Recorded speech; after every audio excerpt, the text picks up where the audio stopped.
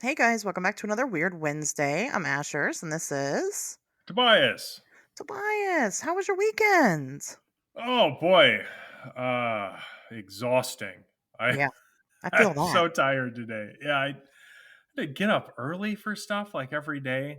Ew. So I wasn't able to catch up on sleep like I normally do. It was good though. I did some normal people stuff. I had some friends over.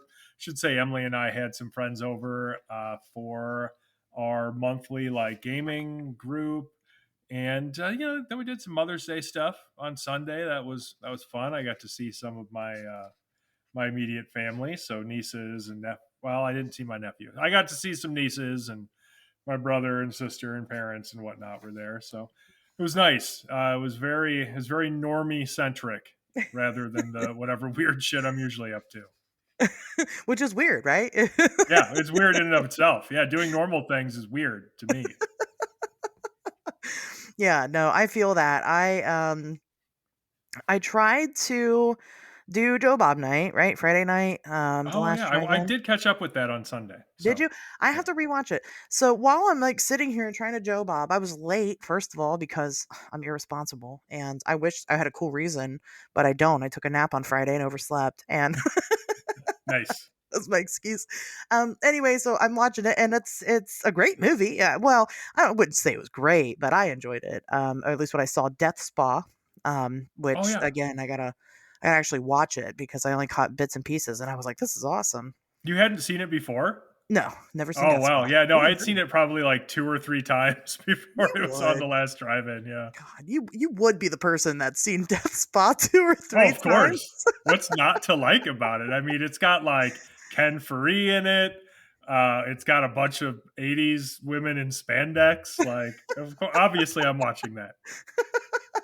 Hey, I gotta go back and rewatch it. So while I'm sitting here watching it, I'm just scrolling on social media, and everybody in my neighborhood is freaking out, posting all these pictures because you can see the northern lights. Oh, yeah. And I was like, "Oh, holy shit!" So I went and my kid's dead asleep. I wake her up. I'm like, "You gotta wake up right now. We gotta go. Gotta go outside." And she's like, "Okay." We jump in the car. I didn't see him at my house, and I jump in the car, and we were driving around, and I didn't see them anywhere. Like going to all the places that I could think I could see it, right, with a clear sky, and Sure. I'm not seeing it. Well, I'd seen my best friend had posted her pictures, and so I called her. I said, "Hey, is that at your house right now?" And she's like, "Yeah." I'm like, "Well, I'm coming over." And she's like, "Well, wait, don't." She's like, "You don't have to." She's like, "You can come over if you want to. You don't have to. You can't see it with your naked eye." Right. That's what they don't tell you. And I was like, "What, motherfucking fucker?" Okay. I mean, it was cool. So and then I park and take a picture, and you could Yeah. see it with your phone. And but man, that was so disappointing. I'll tell you, I was so Yeah. disappointed by No, it's that. super lame. Like, it just looks like gray smudges in the sky, kinda, if you can see it at all. Um, Yeah. and then yeah, then you got to take pictures. Like I took some pictures outside of our house, and they didn't turn out very well because I fucking suck at taking pictures. But yeah, no, nobody tells you that. They all act like they're in some fucking magical, Northern European Right. fantasy fucking world where the sky just lights up like a fucking painting. But no, no, nobody can see shit. You got to use your camera. Yeah, you can't actually see it. I was like, what the fuck?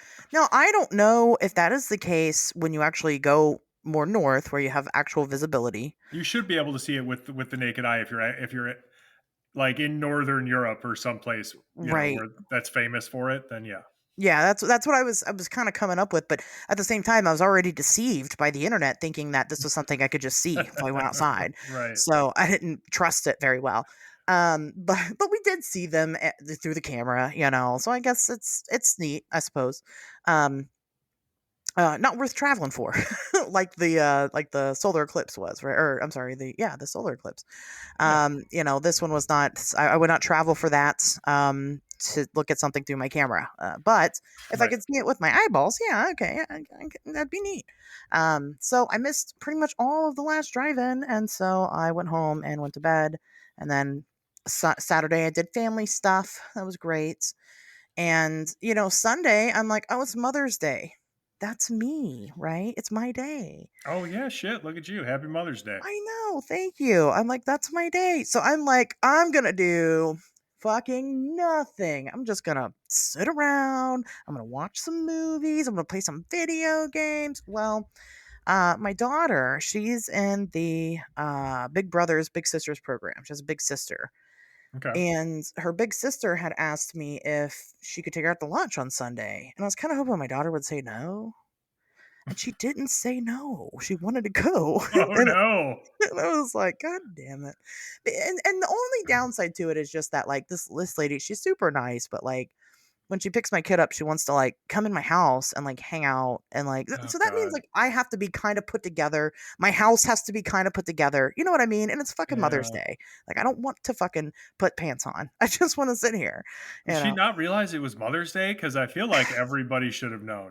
You know, that's a possibility, and, like, she knows that I have a decent relationship with my mom and that I also have a daughter, and it's Mother's Day, you know, but I kind of just chalked it up to maybe she doesn't do Mother's Day, and it's a personal blow, and she's kinda just doing this to try to distract herself from it, and that's fine. I don't mind being that for somebody, right? So I was cool with it. I mean, I got over the fact that, I had to fucking get pants on and fucking maybe pick up around the living room a little bit, Yeah, that's the worst part. Like, I don't. Right. Oh God. Like, I'm It's my assuming day. it's not like you. It's not like you hang out with this person regularly. You're not like fucking No, bros or anything. we're not. Yeah, she is with my daughter, but that's the point. Like Sure. me and her, nothing in common. Just Right. very normal. And I'm not. So um but anyway, so she picks her up and then she brings her back home and they had a good time, but then my kid goes to her room and I don't see her the whole day. And I thought that was rude as fuck. So I feel like this lady stole your Mother's Day. Like, hear me right. out. There's no fucking way. No way in hell she didn't know it was Mother's Day. Everybody knew it was I Mother's Day. agree. Everybody in the country knew it was fucking Mother's Day. Yeah. So even if it was some weird shit like, this is weird enough where she's like, oh, I don't do Mother's Day, so I need to distract myself by taking another mother's child out. It's weird. Like, what the fuck is that shit? Yeah. At best, that shows such a stark level of like just total lack of awareness and like almost complete selfishness that I can't even wrap my fucking mind around. Yeah. Like, I'm upset on your behalf because of this.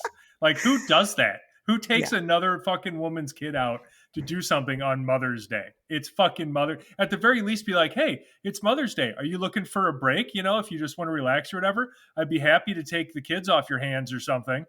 Right. But like, Well, you ask, you don't go like, oh, it's Mother's Day. Well, how can I make this all about me, not a mother? and like she took her out to lunch. I'm like, at minimum, she could be like, "Hey, do you want me to grab you something on our way out?" None of that. She didn't wish me Happy Mother's Day. Nothing. Fucking weird. And then she comes back. So my daughter she plays trumpet, and she's in band, and her big sister also started playing the trumpet because of it. And so she's been taking trumpet classes. Well, she's like, "Well, I know how to play a song now." So after she drops her off, brings her fucking trumpet. Okay, and her and my daughter have, like, a jam session for, like, an hour. What the fuck? It's weird. It's so upsetting. So like this fucking lady, you don't even know. I'm the kind of person where I won't answer my door if I'm not expecting people. Like, I know, I get it. I live in a fucking like I live in like a decent like neighborhood, it's all houses. People expect you to be neighborly and shit. Like, there are people who go door to door trying to sell stuff here. I straight up just will ignore it. Like, I don't want Yeah, any part of it. same. And the idea of somebody I don't know or even just barely know, like being in my house while all I want to do is like, I don't know, fuck around and watch trashy horror movies or read a Right. book or whatever makes my skin crawl. Like, Yeah. because you can't do anything in that situation. You just sit there, well, with this feeling like you're gonna fucking explode until the person leaves.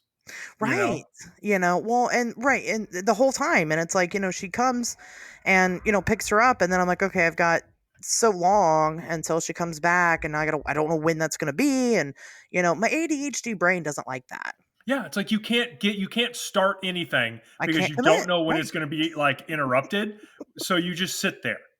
To hang out with this person, right? And she's okay. They've been doing this for about 2.5 years. I mean, to say that she's a complete stranger is wrong, but like, I don't know what she does for a living. Sure. I don't know anything about this woman, like, because she hangs out with my daughter because that's the program that she signed up to do is hang out with my kid. Right.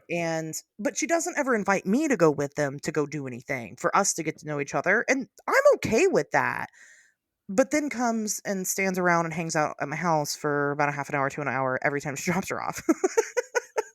I So don't know. I mean, it's weird. And then she did I that on feel Mother's like Day. So yeah, I'll just say this. I feel like if you disappear, I know where to start. there you go. Like I I'll know give where you to start her looking I'll because give you her that's name. some murky fucking business. That's such a weird way to behave to me. Yeah, it was yeah, and then my kid comes home, she's tired. Well, she's got an ear infection. That started Mm. Friday, actually. And so I didn't know if she'd want to go out or not at all. And so she comes home, she takes a nap, that's fine. And then like I said, I don't see her. Didn't see her the whole rest of the night. Didn't get nothing, no happy Mother's Day, no anything. Wow. So I feel jaded. I'm bitter. I'm I bitter could see now. it. I could see it. I mean, Little I bastard. can't blame your kid for this because she's just a kid. Um, but I've got to say, I don't trust that fucking lady from the Big Brothers Big Sisters program. You know. I'm sorry. I know I've heard like 10 minutes of testimony on her behavior, but that's enough. I don't like it. So I dealt with that, and no, I'm okay. It's just another day. I hang out with my kid enough. We got a great relationship. It's fine. But yeah, I did talk to her about it. Just because she's getting to that age now where she can show consideration for people, but if I don't instill that in her, she won't. So we had a talk, but it was okay. It was good. Everything's good now. So that's what I did this weekend. I had Mother's Day. It's not really. So I have to have a makeup Mother's Day now. You do. And You had your Mother's Day stolen right. this weekend. Right. So I Because need to have again, a like it would have been fine, I guess, if there was like an arrangement where you could just do whatever you wanted around the house while while this person was entertaining your child or something. But like the way it went down, I don't like it. I don't like anything about it. just smells bad. So that's what I did. Not too exciting. Um and then of course I just, worked on other stuff. I've been working on things lately. I've been doing lots of Indrid Cold stuff lately, and Interesting. that has made my life very weird. It always does, and you always wonder if it's is it the Indrid or is it just I'm noticing weird stuff now. Hmm. Nothing in particular. I know you and I, we kind of talk to each other before the show. I know people don't think that we don't talk to each other outside of the show, but we do, and That just would be talked so about fucking weird if we only ever talk to each other during the show. This is okay, it. see you later. Yeah, we just don't even know each other. We're basically strangers. Damn it, we could have made it a whole thing, yeah, to Yeah, people. right. Just yeah, have never even met, don't know each other. Um, but yeah, so I've been doing all that, and it's just been a lot of stupid bullshitty stuff, electrical issues and technological issues, I should say more so than electrical. I haven't really had that problem, thank God. Um, People have been kind of ramping up on their sightings a little bit more, sending me stuff, it feels like. So Sure. I don't know. We'll see where this goes. It kind of started. I mean, I've always done the Indrid thing, right? That's been my, one of my babies, one of my projects there. Mhm. But it kind of started because I signed up to TikTok. A long time ago, I signed up to TikTok, but I deleted the app for a while. And I've never really used it. Well, I signed back up again and I'm like, okay, let's figure out how this works. Because everybody's like, do TikTok. People would love it. I don't know anything about it. But I kind of get back on it again, try to navigate it, figure out, what the deal is. And I get a notification, on your phone, you get little notifications that pop up. And for TikTok, it'll be like, oh, so and so started following you or whatever. It'll be like so and so and three other people started following you. Well, the first one I get is Tanya Derenberger, and then three other people started following you, and I'm like, that's weird as fuck. Hmm. Because she's dead. She's been dead Right. for Right. a year now, so I get on there, I look, I go to her TikTok. It is her TikTok. She probably did start following me back when I first created it, right? Back when it first became a thing. Sure. It's definitely hers. And I'm like, well, that's neat. But now it's happened three other times. Like outside of that, it keeps happening. And, is it significant or is it just that's what TikTok does? New people are following me since I've been using the TikTok. So why isn't the new people popping up? Why is it just Tanya? And it's just little stuff like that. Nothing crazy, but, it just, you feel crazy when you research this stuff. Sure. So yeah, I've just been doing a lot of that lately and trying to work on I know I hate to say it because people are going to be like they're going to give me shit, but I'm trying to work on a book for Indrid and all of What? that. I am, yeah. Ugh. Of No. course. I know, That's great. right? That's great. Fucking authors, terrible. But everybody's going to want to know when it comes out. It's going to come out when it comes out. That's when it comes out. So I Sure. don't know, whatever. I'm done with it. But I wanted to write about from my personal experience and what this has all looked like, from my side because it is interesting because this is definitely something that I went into 1,000% skeptical. Never, I didn't believe this story. A lot of things have happened that have changed my mind about it. And I'd like to be able to tell you guys that in one go. Um, Sure. and we'll go from there. So anyway, that's what I've been doing lately. That's what I've No, been up I, I to. I get it. I guess I don't really talk about it very often, but I'm always working on something like that. Sure. For me, I keep everything a secret. And that's a Like good idea. I don't even mention it. Like I'm working on a book right now. I'm excited about it. I think it's going to be a big deal. But I don't know. I'm not in a position to really tell people about it, and I don't want to talk about it because I don't want to talk about it until it's done and like published. Yeah. But like it's something that occupies a lot of my time. Hmm. And like there's a lot of different things I'm going to be doing this year, like pretty cool things that are associated with that. So I get it. I think for me, especially when it comes to like people asking me, "Hey, when is this book coming out?" or "What can you tell me about it?" Like, I don't want to answer any of those fucking questions anyway. So if you Right. just don't talk about it Then until you it's don't get the questions. Yeah. yes, then you don't have to worry about it. Yeah. And different people look, different people handle these things differently. I feel like I'm in the minority when it comes to not constantly talking about myself.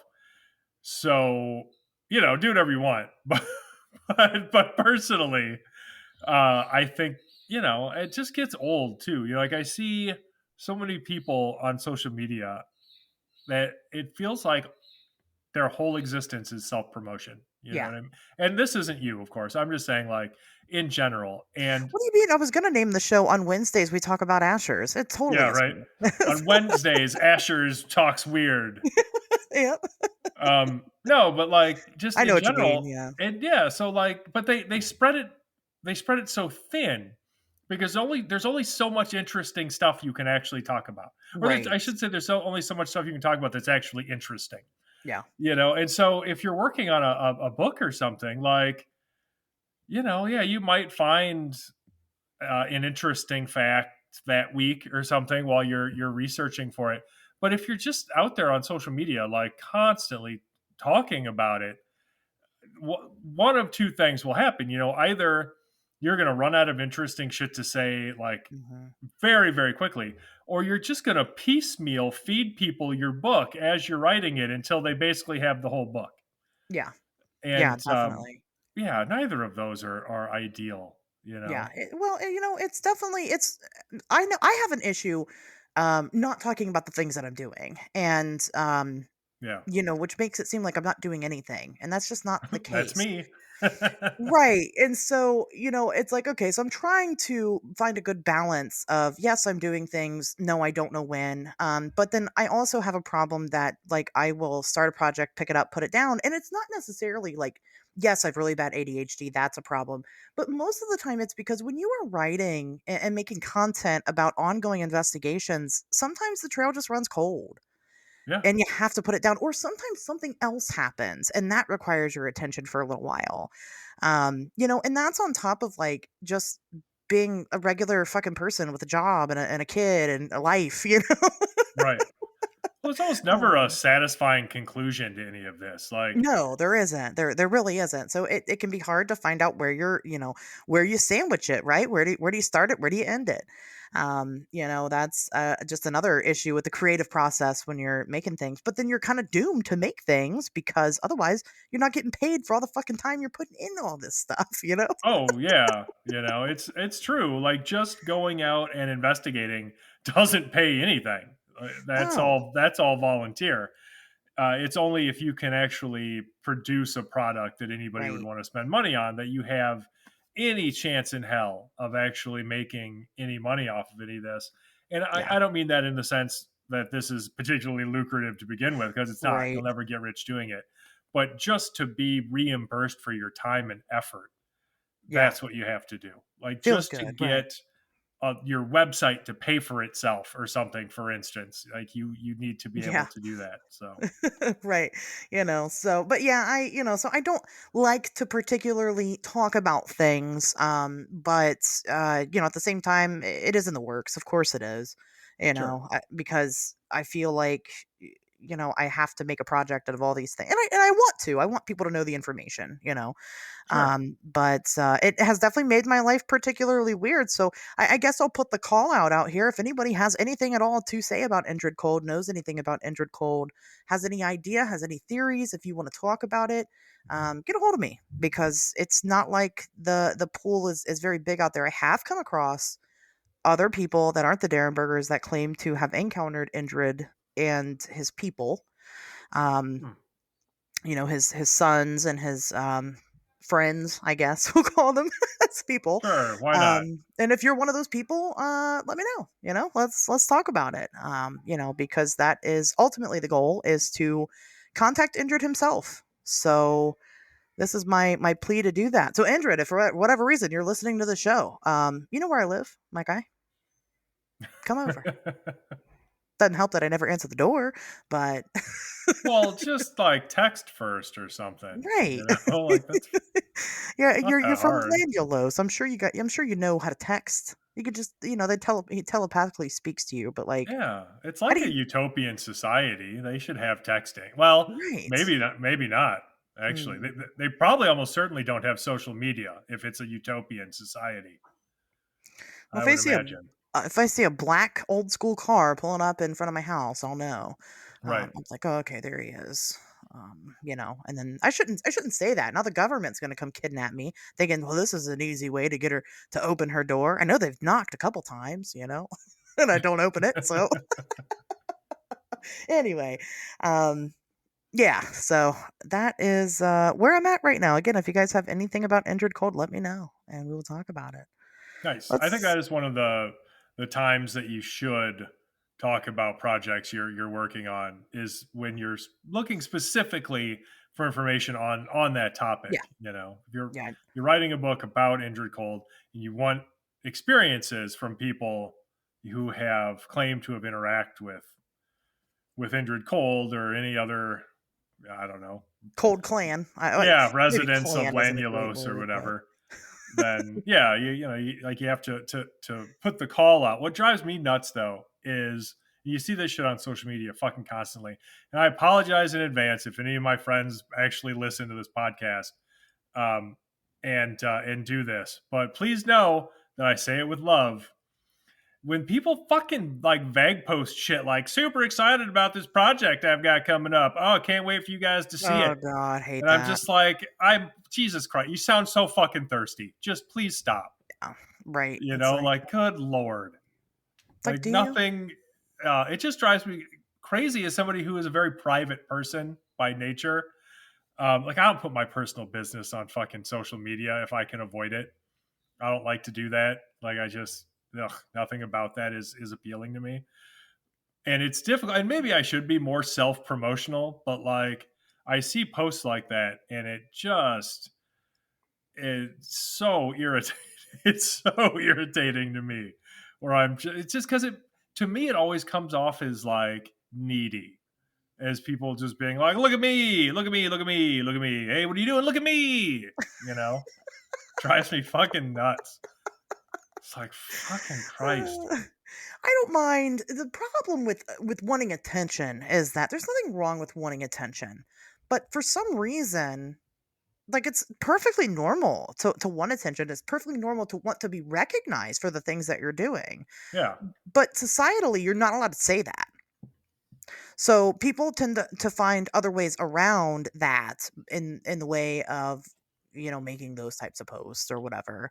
Um, And it's not a good medium because you're right. There's the camp of people, Tobias, who doesn't like to see those vague posts, and that's okay. But then there's a camp of people that don't see you posting anything at all, and they just automatically assume that you're not doing anything. So it's like, well, what's worse?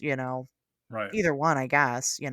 If you try to please everybody, you won't please anybody. And that's just the way it is. So, Sure. um, Well, that's why I I have the Singular Fortean Society, so I can always publish stuff there.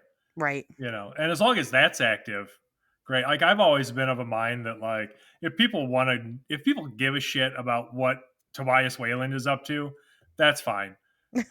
And thanks for your interest. It's flattering, but just watch the Singular Fortean Society, or now listen to on Wednesdays we talk weird. You can That's hear, you'll have a very good idea of what I'm up to. you can hear about his weekend every Yeah, week. you don't It's you, like you don't need to see my fucking personal social media because I'm not going to be on there constantly. Trying like I'm not going to be on there constantly showing my ass looking for attention or anything. fair. So I think people on social media might want to see your ass though. they might, I and think that's that's too what bad for them. that's what it's. It's private. Listen, everything has a price. Okay, That's that's fair. Send in your offers to see my ass to courtesy of Ashley Hilt at On Wednesdays We Talk Weird podcast. and you can do that now. Actually, on our social medias, you guys can follow us over on Twitter and Instagram and Facebook. The Instagram and Twitter are at Wednesdays Talk, and the Facebook just Wednesdays We Talk Weird. Look it up. That's the only thing that comes up when you search it. There's nothing else there. Come follow us, and you can solicit. I shouldn't say that. You can't solicit anybody for pictures of their ass. That's wrong. Don't do it. But if you do it in like a jovial, if you're like, "Hey, I'm here for the ass pictures," ha ha ha, we can take a joke. Yeah, that's fine. Sure, we can high five. We'll all have a great big chuckle over that. And I'll actually read your comments. I know I've said I like that's a real treat. Oh man, Tobias will read my comments. Fucking finally, I'm sure. But yeah, no, I will. That's the only time I read them is if they're on something official. So if it's on an actual on Wednesdays, we talk weird social media post, I will actually read those comments. So if for whatever reason you care about whether or not I see something, follow us and post it there because then I will see it. And then he'll see it. So that's the ticket right there. But yeah. So anyway, you want to get into some news? Sure. Yeah. I mean, I feel like people are mad enough at me at this point that we need to distract them with some news. I don't think anybody's mad at you. Well, I can't say that for sure. I'll tell you, I think we're gonna piss some people off with this episode. I don't know how many times we can say that before we just give up and accept that people hate us, but never. That's the answer. Yes. Accurate. I love when people hate listen. It's my favorite. No, I've got some opinions. We'll talk about some opinions. But yeah, I have one news. I had two news, but Okay. Tobias stole my news. Haha. That's okay. Great minds and whatever. I get it. But yeah, I got one news, and it's more of a commentary on a story that I had read about. So let's talk about that for a second. So Canadian paranormal TV show the what's it called here? The Other Side aired an episode that featured a teenager who died of an overdose at a particular building that they were, quote unquote, investigating. And the family's pissed. The family of this girl, and I'm not going to mention her name because they're already mad enough. They are very upset about this. The mom basically came out and said, it's crazy because you lay your child to rest and you finally kind of start getting over the fact that you had to in the first place, and then these chuckle fucks come along and do this whole, she didn't say that, but that's what I'm saying, do this whole Mhm. investigation and kind of, make you feel like she's not laid to rest, right? They come through and say, oh, yeah, she's haunting this place and she's with all these terrible spirits and demons and, Ew. awfulness. Yeah. And it's a terrible look. Um, I mean, how many times have you, Tobias, talked to a fellow investigator and kind of, not, I guess, joked in a very, in a very dark humor type of way of, the celebrity died. How long is it going to be before there's YouTube videos up of people trying to contact them? Oh, that shit, it's immediate. Yeah, Right. and the thing is, these fucking con artists on YouTube claiming to channel these celebrities, they don't wait. It's No. right fucking away. These human garbage, Right. like just right away claiming to contact people. Yeah. And so, this is very much, it's very similar. Now, I didn't see how long it's been since the girls died. But, I'm assuming it's at least been a couple of years, but I don't know. I didn't look that part up. It just made me angry because her parents are still alive. It couldn't have been that long ago, right? They're not talking about a ghost from the 1700s. Like, Sure. you're talking about somebody that recently died a very tragic and sad death. And, it's just fucking disgusting. And I actually made a post on social media this week because I saw a separate situation where somebody was attributing this particular murder. It's the Oklahoma Girl Scouts murder, if anybody's interested in looking it up, where a couple of Girl Scouts were um, raped and strangled to death. And they were like, well, how do we know it wasn't a skinwalker? And it's like, because it fucking wasn't. Because we've actually done DNA testing. We know exactly who the fuck did it. Right. Because And it happened and skinwalkers aren't fucking real, you idiot. I mean, these are little girls that died a horrible death, and you're like, well, maybe it was a skinwalker. And people do that shit all the time. Hate it. And I'm so sick of it. It's gross. Stop. Stop it. Stop listening to these fucking people that say shit like that. Stop giving them a platform and letting them think that that behavior is okay because it's not. Oh yeah. And I just wanted to get mad and yell about that. So, Oh no, I am fully prepared anytime, day or night, to get mad and yell about shit like this. yeah. Because it, um, okay, yeah, I know the list of things that make me upset that I'm willing to rant about is a fucking country mile long. All right, but like this is towards the top, and it is endemic throughout this fucking field, and it stems from the paranormal as fucking entertainment and people who care more about clicks, views, fucking viewer percentages, all of that shit than they do actually getting to the bottom of anything. And if you think for a second that your favorite fucking television personality is the one person who doesn't do it, boy, have I got bad fucking news for you. They all do it. And Yeah. I'm not saying that they all do it because they're bad people, but they all do it because they fucking have to. I can tell you that because that's how television works. And Yeah. so if you're watching any at all paranormal reality television show, you need to understand that it is professional wrestling. And I mean that in the nicest way possible, but it is. Watch it, enjoy it, understand that it's not fucking real. It is a representation of something that could be real, but is not itself real because they have to be able to craft a narrative or nobody would fucking watch it. And so it's just like professional wrestling. Yeah, sure. Wrestling exists. Wrestling is a real sport. It's in the Olympics. But the professional wrestling that you watch, on television, whether it's WWE or AEW or whatever you're into, is scripted because they need to craft a story with a compelling narrative or nobody will watch it. Yeah. And that's paranormal reality television. And just like professional wrestling, the the scripted uh, reality performers on these shows can't fucking tell you that. They cannot, Right.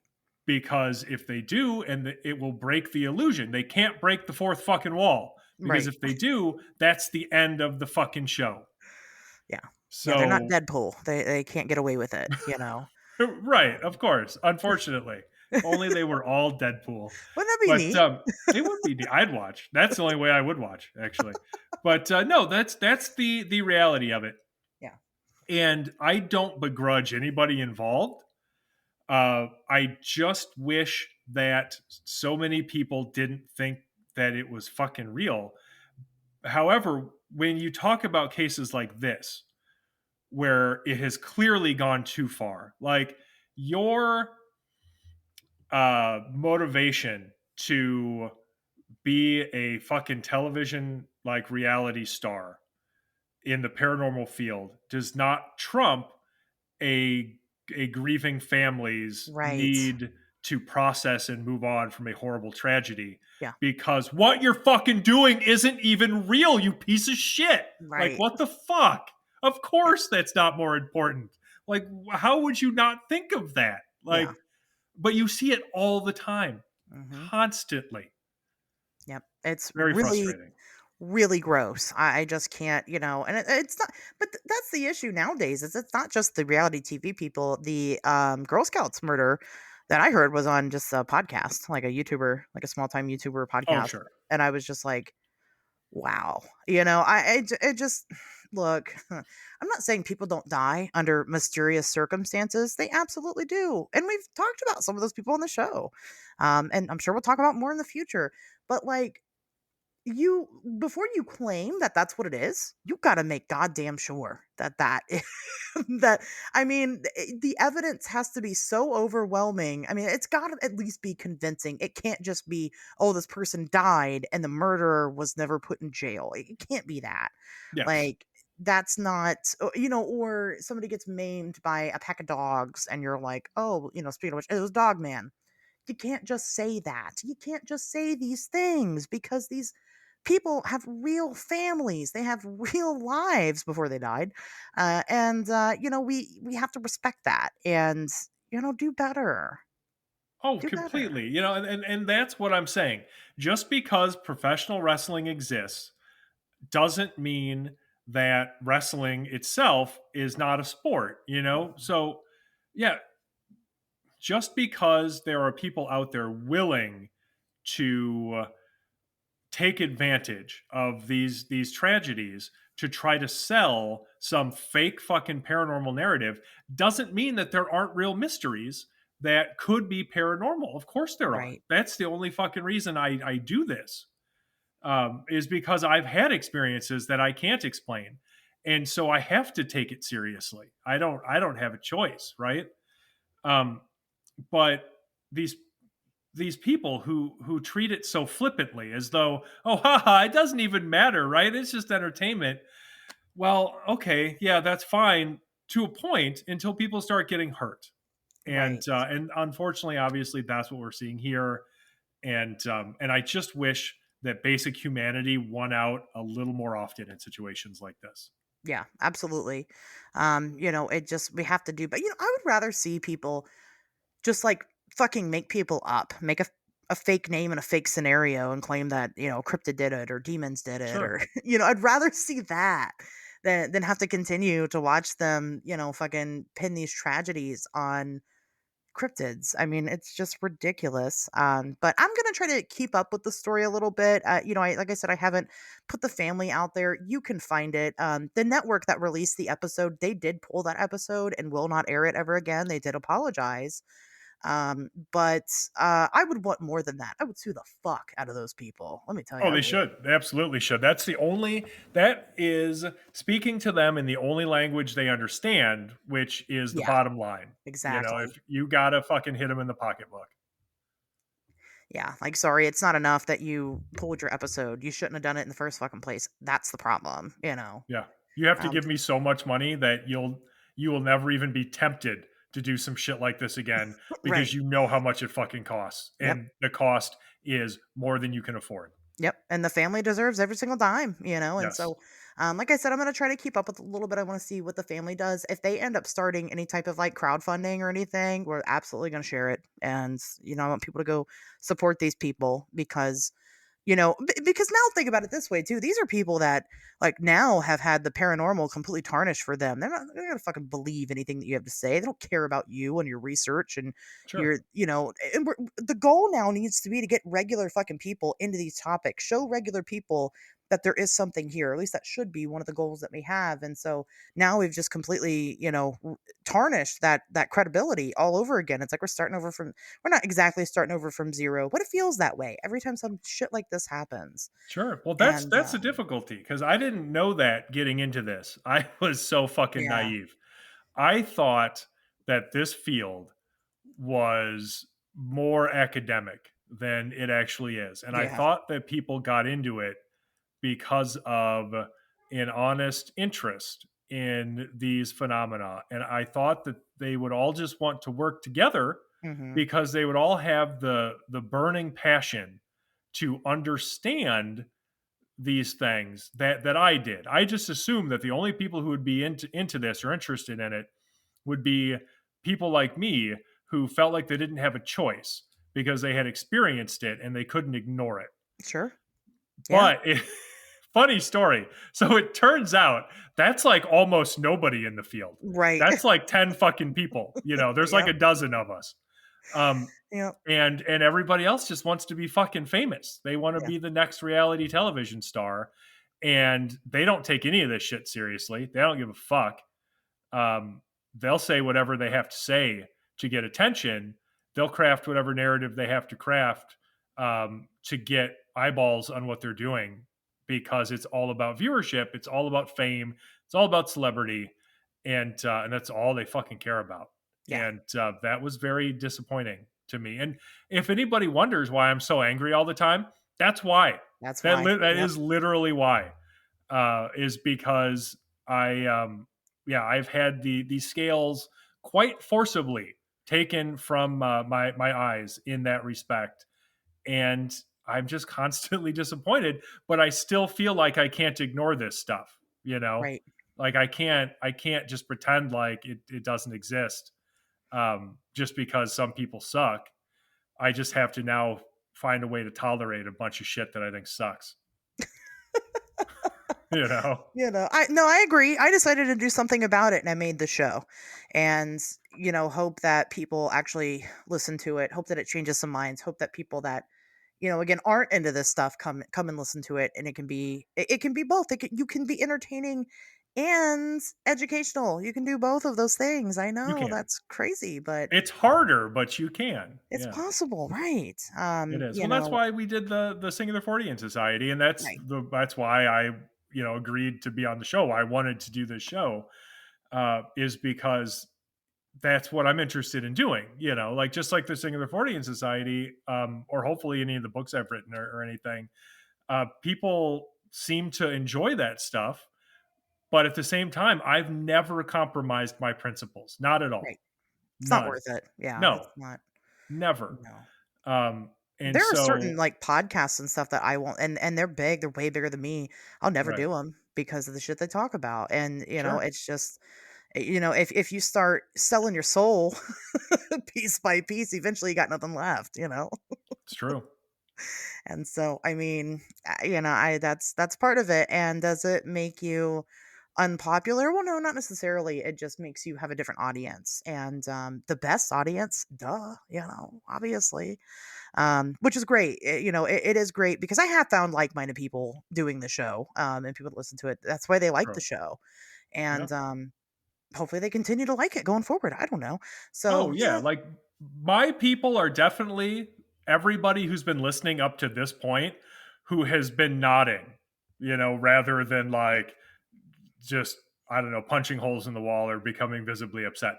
Anybody who's been listening up to this point being like, yeah, okay, yeah, no, totally. You're fucking awesome. We should hang out. Everybody else, I'm probably not for you. Yeah. Well, right, exactly, and that's what I say all the time.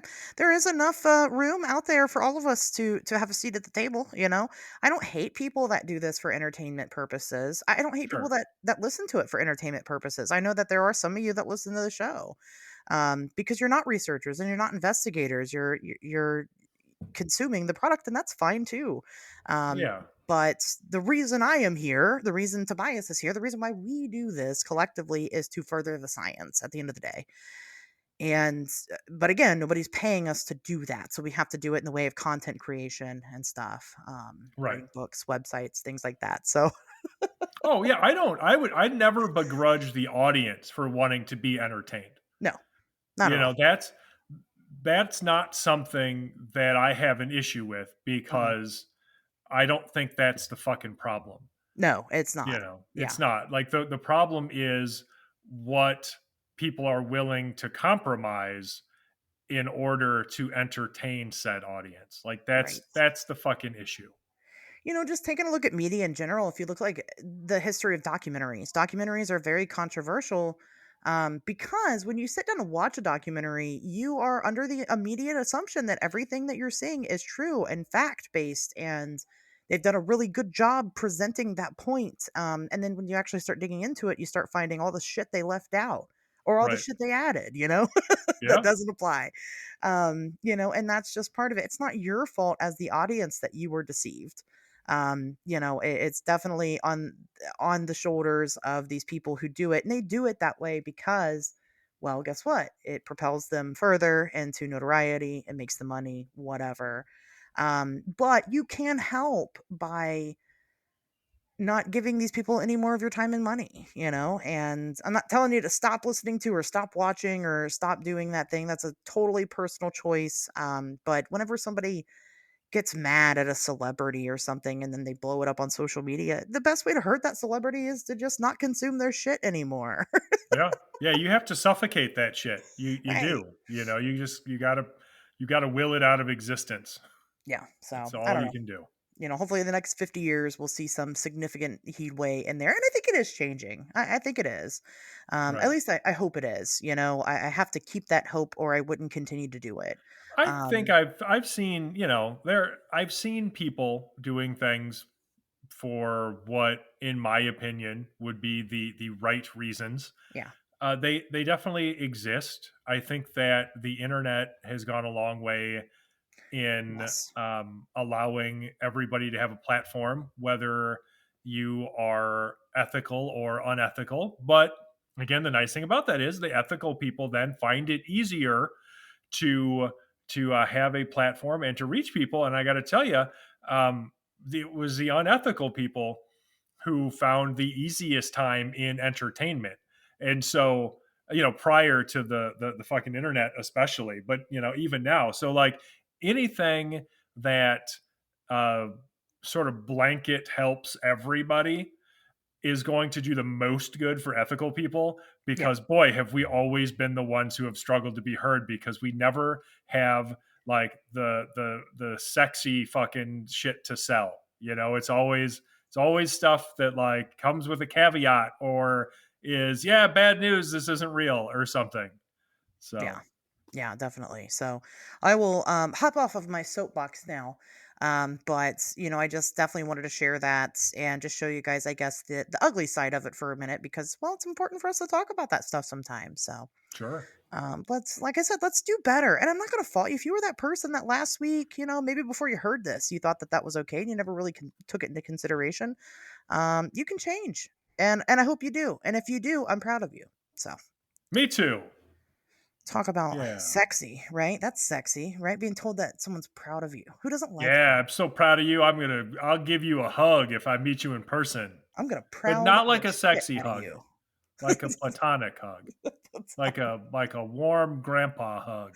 The grandpa hug. That's nice. Sure. I'll get some Werther's originals. Yeah. That's very grandpa like. Yeah. Oh yeah. No, I'll wear a sweater. Oh, it's gonna Not be great. oh, a nice grandpa sweater. Okay, get you one of Oh those. yeah. Get a golf cap. A golf Oh hat. boy, getting hot in here. Yeah. Golf cap. Get your little cane. Um. Anyway, what's your news? All right. Yeah, I just hope people understand. I'm not trying to alienate them. This is just what I'm like. Let's see. I do have some news. Where did it go? My single news. Oh, you know what it was? I forgot to bring it up. Hold on, I have it right here. This is the best. I have so many tabs open on my computer at all times that I was like, surely one of these must be my news item. Somewhere. Yeah. Well, okay, it's here now. So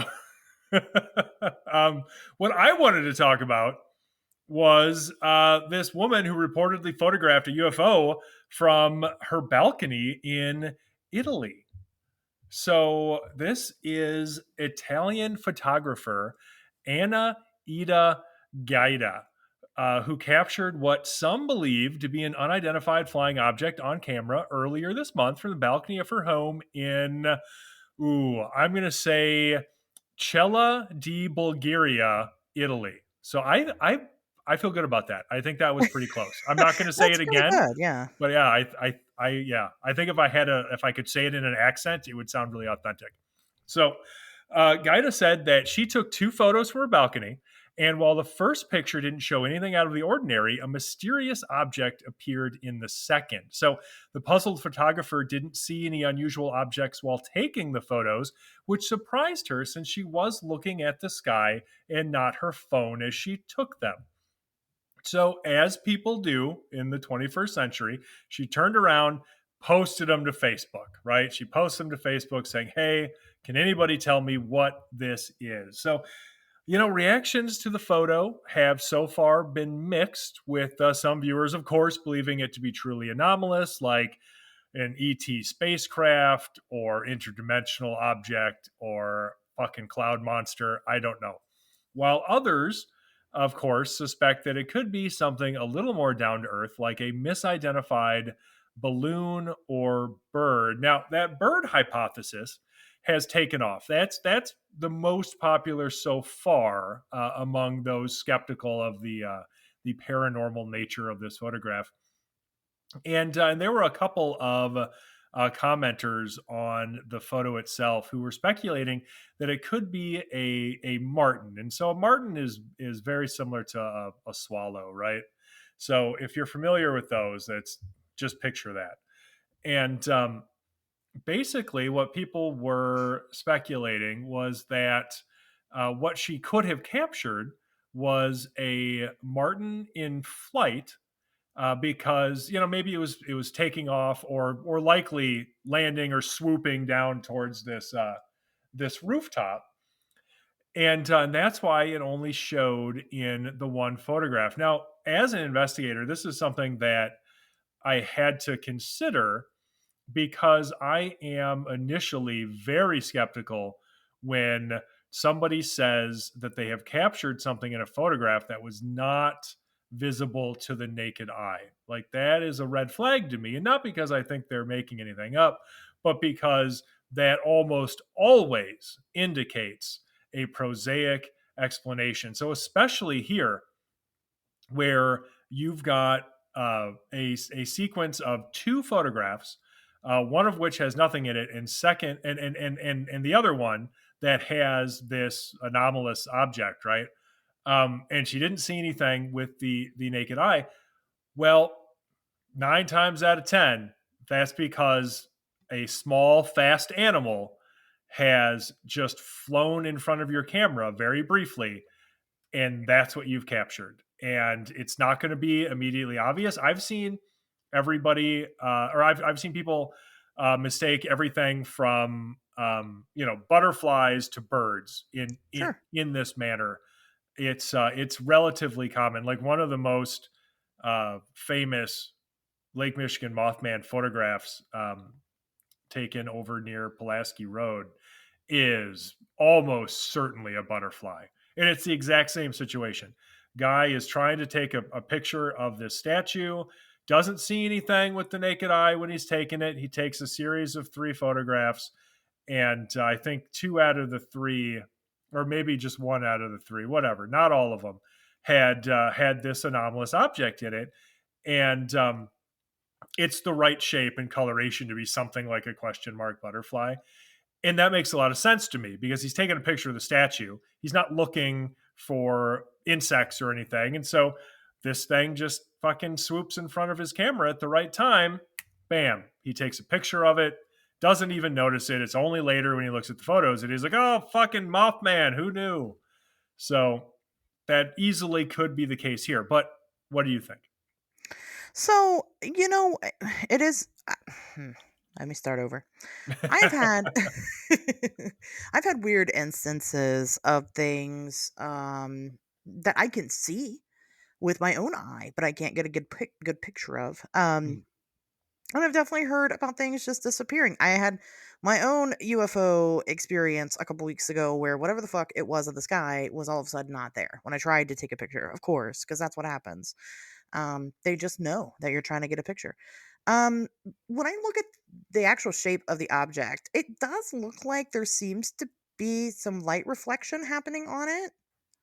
So you would automatically assume it's something shiny. It doesn't look like, so sometimes when you have that light reflection, it could be from a different object. It could be the sun right behind it, right? And it's just kind of Mhm. blocking it for a second. It's not there. We know that. We have the picture right before. There doesn't seem to be any lens flare coming off of anything from the sun, but that's not totally impossible because that could be different from picture to picture, even at the same angle. It happens. Right. But it's very misshapen. It doesn't I'm like if this is a UFO, like this thing like from aliens, it's a piece of junk, right? Right. Exactly. It's You it's know? very lumpy. Yeah. It is. It looks very just ununiform. It's, really doesn't make sense. Now, again, who am I to judge the aliens? I don't know. Maybe they have like we have junk cars, maybe they have junk, craft. I don't know, right? Right. But my immediate reaction to it is balloon, and I hate that because it seems so it's the mass hysteria of the UFO world, right? It's the new It swamp is. gas. Is just regular Mylar balloon. Um, but that's where my brain goes. I don't necessarily think it's a bird. I don't see that at all. Well, it's very blurry and It out of is. focus because That's it's true. moving probably very quickly. I suspect. Now, you probably have this in front of you. Hopefully, Mhm. you do. If you look at the actual image itself, and everybody listening, everybody listening at home for this, just go to probably singular40n.com would be the would be the easiest way, and find this article. It's very easy to find, and it's going to have this image, because what I'm talking about is when you look at this thing on the left hand side, there are two like skinny, just like little protuberances kind of sticking out that look like fucking tail feathers to me, or something Right. that could be tail feathers. And then, yeah, you've got that, what maybe is a reflection. And now, okay, there's a Or it couple could things be. here. Okay, It go ahead. it could be white feathers on a bird, Mhm. or birds reflect sunlight. So it could just be the sun reflecting off a fucking bird, because that does happen. Right. Wet feathers or, whatever the case may be. Sure, absolutely. Right. And if you look at, I shared an image of a martin in flight. I put that in the Mhm. article that I wrote for this. Now, it's not one for one, because this looks like it was taken almost directly, um, in profile, right? So, like, this is just a direct side image of this thing. But if you can kind of imagine what that bird would look like if you caught it directly from the side with its wings kind of tucked in like that, it's going to look like a lumpy, oblong fucking nothing, because it's moving so fast that it's all blurry and out of focus. So, yeah, I don't know. I think there's a good chance for bird on this one, just based on that, and the idea that it wasn't seen with the naked eye. Like an object like a balloon, they well, first of all, they don't just swoop in and swoop out usually. A balloon That's sticks true. around, right? Yeah. So if she took two photos, I would expect it to be in both. And I would expect her to have seen it. Like she would have noticed it with her eyeballs. I mean, probably not 100% of the time, but likely, you know. And that didn't happen. So I don't know. I don't know. So before anybody jumps down my throat about it, I'm not a debunker trying to ruin your fucking afternoon or anything. But I do have to be honest, and I think that there's a high likelihood that this could be a bird, likely a martin, like people are saying. If I am completely honest, the Yes. shape of it, if you look at the shape of it, it looks nearly identical, sans the tail, to a Hmm. humpback whale. Oh man. So Oh, you cracked this wide open. I think it's possible that Yeah, no, it's. I think that what we're looking at is sort of a Douglas Adams situation, where this whale, yeah, has just yeah, materialized in the yeah, atmosphere of and is course. currently falling to its death. Mhm. Yeah. And we're seeing like the final moments of his life. This just got very serious. He fell through a he was swimming in the ocean, right? We know the ocean. There's all kinds of uh Nazi experiments or whatever happening there. Yeah, Um obviously, Nazi experiments in the ocean. We all know about them. right, it slipped through a portal, okay? And now it is falling from the sky. And of course she didn't see it. That's going to fall very fast, right? Hmm. So she's not going to see it. Yeah, Um you just you get know, one, and that's why it's only in one photograph. It's right. falling so So quickly. she could Yeah. only see it in the one. That's clearly, I mean, God, come on now. No, but Sure. in all seriousness, it does look like that. I don't. It does. No, no, you're not wrong. And it's if it was a whale, it would be so far away Yeah, that she it's wouldn't not hear like the it's landing on impact. the house next to her. It's Right. look how small it is in the photo. It's probably like a fucking mile away or something. So Right. And then the US government, because it's always the US government covering up, even though it's in Italy, sure, swooped in, got the whale, right? They don't want the people to know about the secret bases in the ocean. So nobody can know they that we let Nazis do ocean experiments. right, exactly. They, scooped it up and I don't maybe they put it back, maybe they took it back with them and taught it how to speak German. I Maybe, I don't know. or maybe it already Um knew. it might have already knew. That's a good point. But no, it does. I mean, the general shape of that's what it looks like. If you guys are looking at it, Sure. looks like a humpback whale. It's not, obviously, but No, I um, wish. I can see I can see the bird argument for sure. Especially just with where the shadowing is of the picture itself. Um, you're not the bird. I think some people are going to be like, well, but the bird has a white underbelly, and I agree with that, but the wing doesn't. And so even if you could kind of maybe make out that white underbelly a little bit, you're not going to see it just because of the way that the shadows are. It's on the shadow side of the bird, not Right. not the bright side of the bird. So, and that's okay. So I don't know UFO though. Nah, I don't think so. Well, it's okay. I'm Are gonna be you pedantic listen? Stop it. because it is technically an unidentified flying object, right? Because we have not identified it. I know what I Yes. think it is, but that's not definitive. So That's you're kills me to say this, but you're not wrong. yes, my record for being the worst is unbroken. You just because you're the worst doesn't mean that you're wrong. That's No, true. I get it. You're right. It is unidentified. Is it from aliens? I don't think so, Probably not. unless it is a humpback whale somehow, and then definitely Nazis and aliens working together. Aliens trying to abduct a humpback whale until their tractor beam shorted out and they dropped it on accident. Yeah. So why not? Why Right. not? No, it is a good one though. I mean, as far as it's not like great proof of aliens or anything, but it is a good shot. Well, And she yeah. she seemed very genuine. You can go Tobias was kind enough to link the Facebook post itself on his article. Oh, yeah. So you can go and read the comments. What gets me is like all the people that are like, "Oh, this happened to me one time." And then didn't provide pictures of it happening to them. Right. Don't do that. Don't be that person. If you fucking don't hold out on me. You got UFO Yes. photos. I don't care what. I don't care if they're whales or balloons or birds. I want to see them. But no, she, like I said, does seem very genuine. Some people might try to say, well, she's using it as a publicity stunt. I don't think so. I think she genuinely was confused and concerned. I would Sure. be, you know. And yeah, but you're right. Whatever it is, 100% unidentified. Yeah, it's certainly it's one in a million in terms of photographs. Because if this is a bird or something, you got to imagine how unlikely it is to just take that picture at just the right fucking Yeah, second. I mean, it definitely happens. I've seen it happen tons of yeah, times, but like it's still one of those things where you could go your whole life and you'll never manage to accidentally take a picture like this. yeah. So, I will say I prefer like the blurry, super unidentified UFO photos over like Bigfoot. okay, Unless it's like like Bigfoot photos that are just some shadows under a tree or something. right, right. Unless it's like the Patterson Gimlin film quality. Right. Unless it's like super good. Yeah, the UFO photos I definitely appreciate a lot more.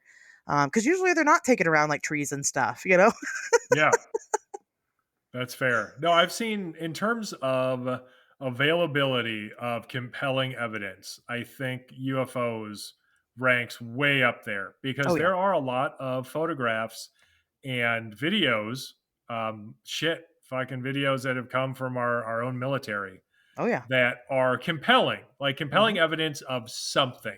Now you can craft whatever narrative you want around that, anything from interdimensional interlopers to extraterrestrial visitors or whatever. But none of that shit really matters because we don't know if any of it's actually true.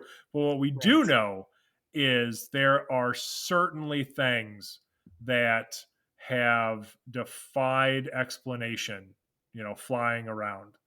And even if, well, I just think that that's fucking compelling, right? Like that. If nothing else, if you are cynical about everything else, you've got to be like, well, that's interesting, like that is fucking compelling. Because even if they turn out to be some terrestrial technology, it would still be have to be something fucking bananas. Like Yeah. China's got some super drone or something that they're just fucking punking us with constantly. Like that's noteworthy. Yeah. I agree. It would definitely defy whatever current public science we have at the moment, and that's something. That's a big deal. So Right. I don't think they're all drones, by the way, FYI, before people start commenting, because I understand that this phenomenon has existed for far longer than we have had technology that should be able to replicate it or even begin to potentially be able to replicate it. So I don't think that's the blanket explanation. But I'm just saying, no matter what, skeptic, believer, debunker, whatever, like you should be interested in this subject because of the amount of evidence that exists for something going on. yeah. Yeah, let me tell you, I got into this as a cryptozoologist. That was my area of interest. Imagine how fucking surprised I am years later to look back and go, fuck, I'm a ufologist, aren't I? That's my camp, right? That's where I'm at now. Right. Not to be confused. I still love cryptozoology. I'm still very Sure. Fortean. I like the weird. That's it. Yeah. But yeah, I mean, there's so much to ufology and so much that is like legit, and I don't think it gets the love that it deserves.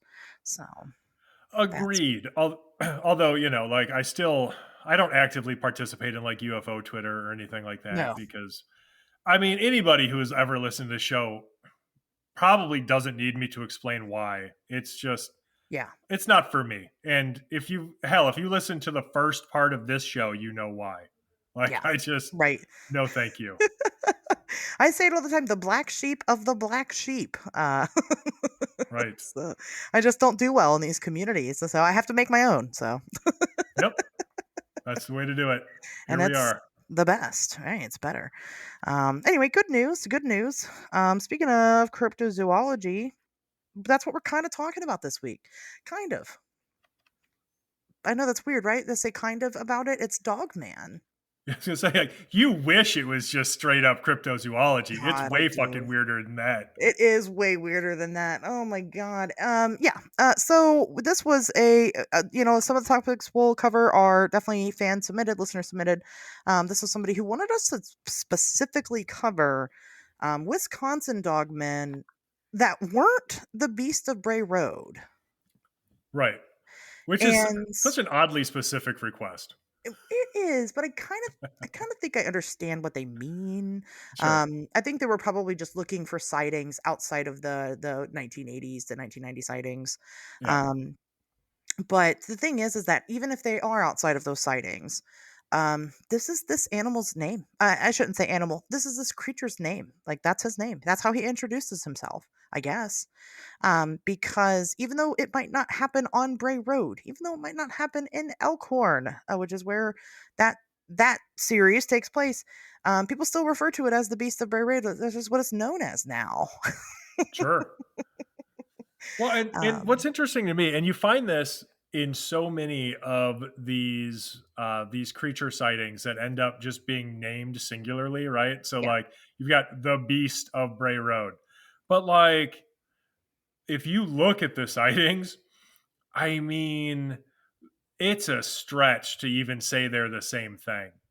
You know, like really, is it right. just a beast? Is it just like the one beast of Bray Road? Really? We gotta stop doing that shit. Honestly.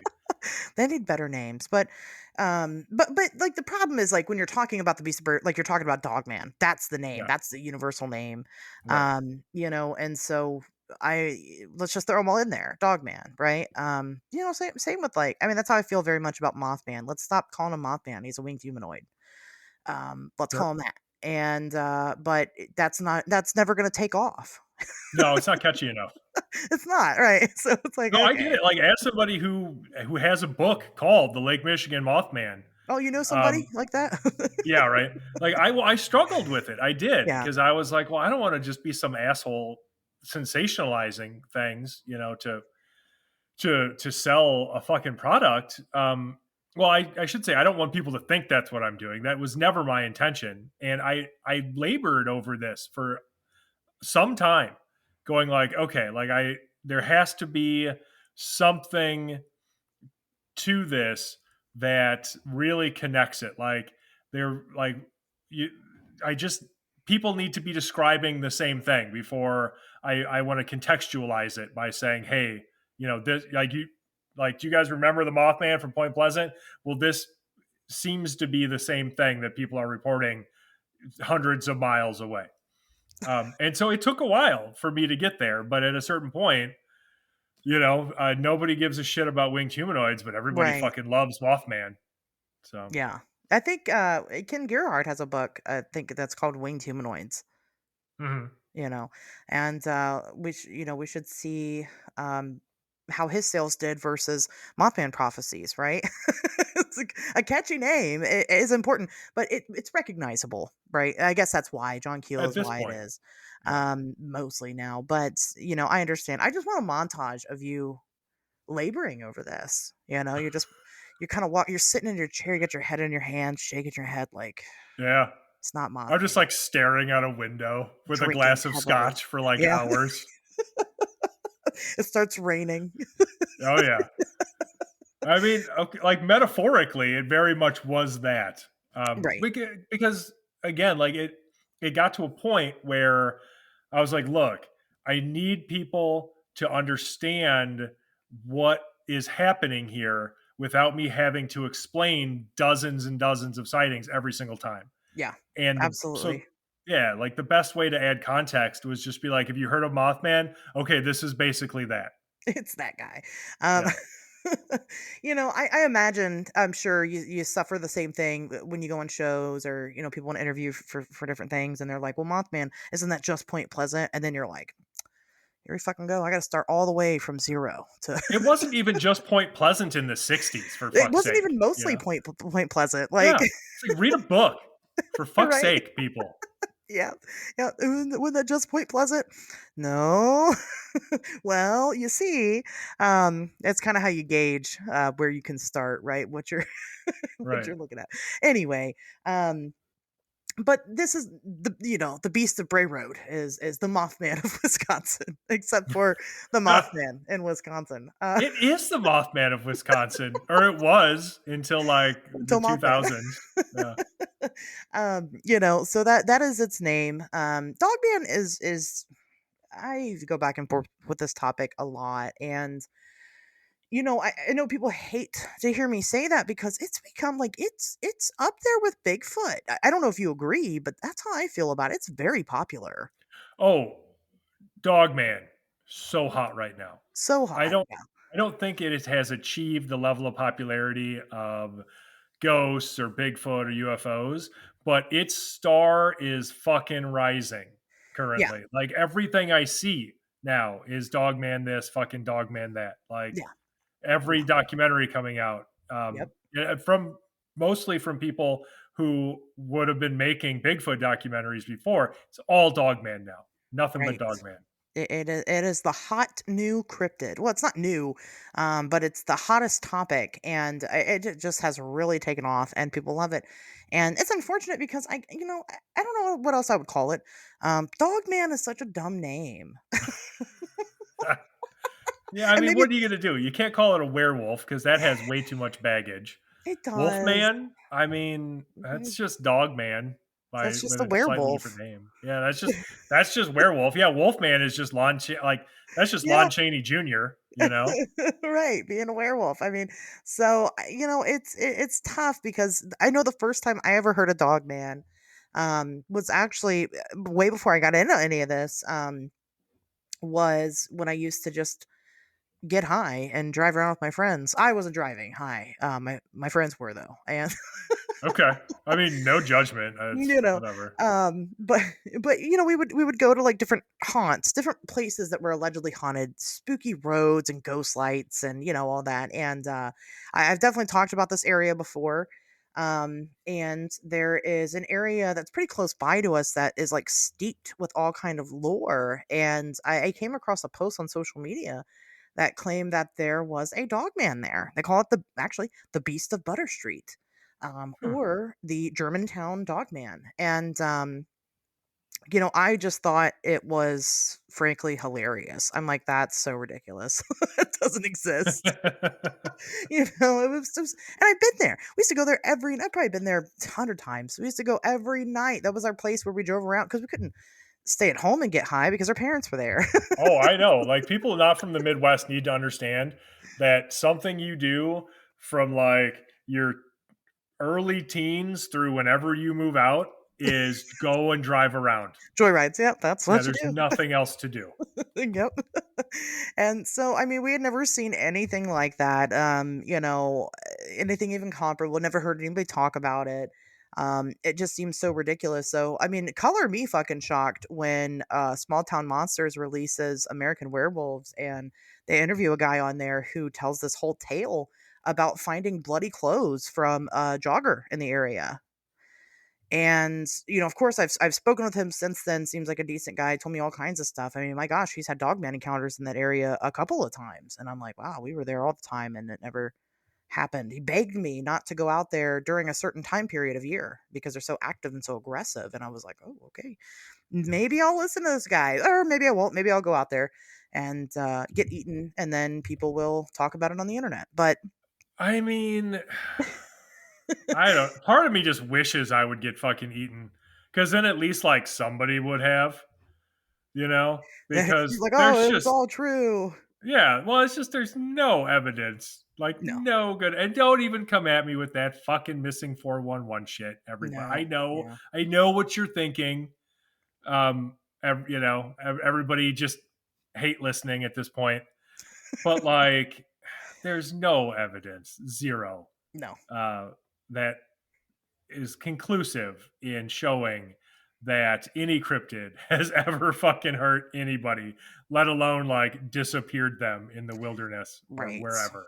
Right. It just isn't there. I mean, it's not to say if these are animals, they're just as likely to attack as any animal. Sure.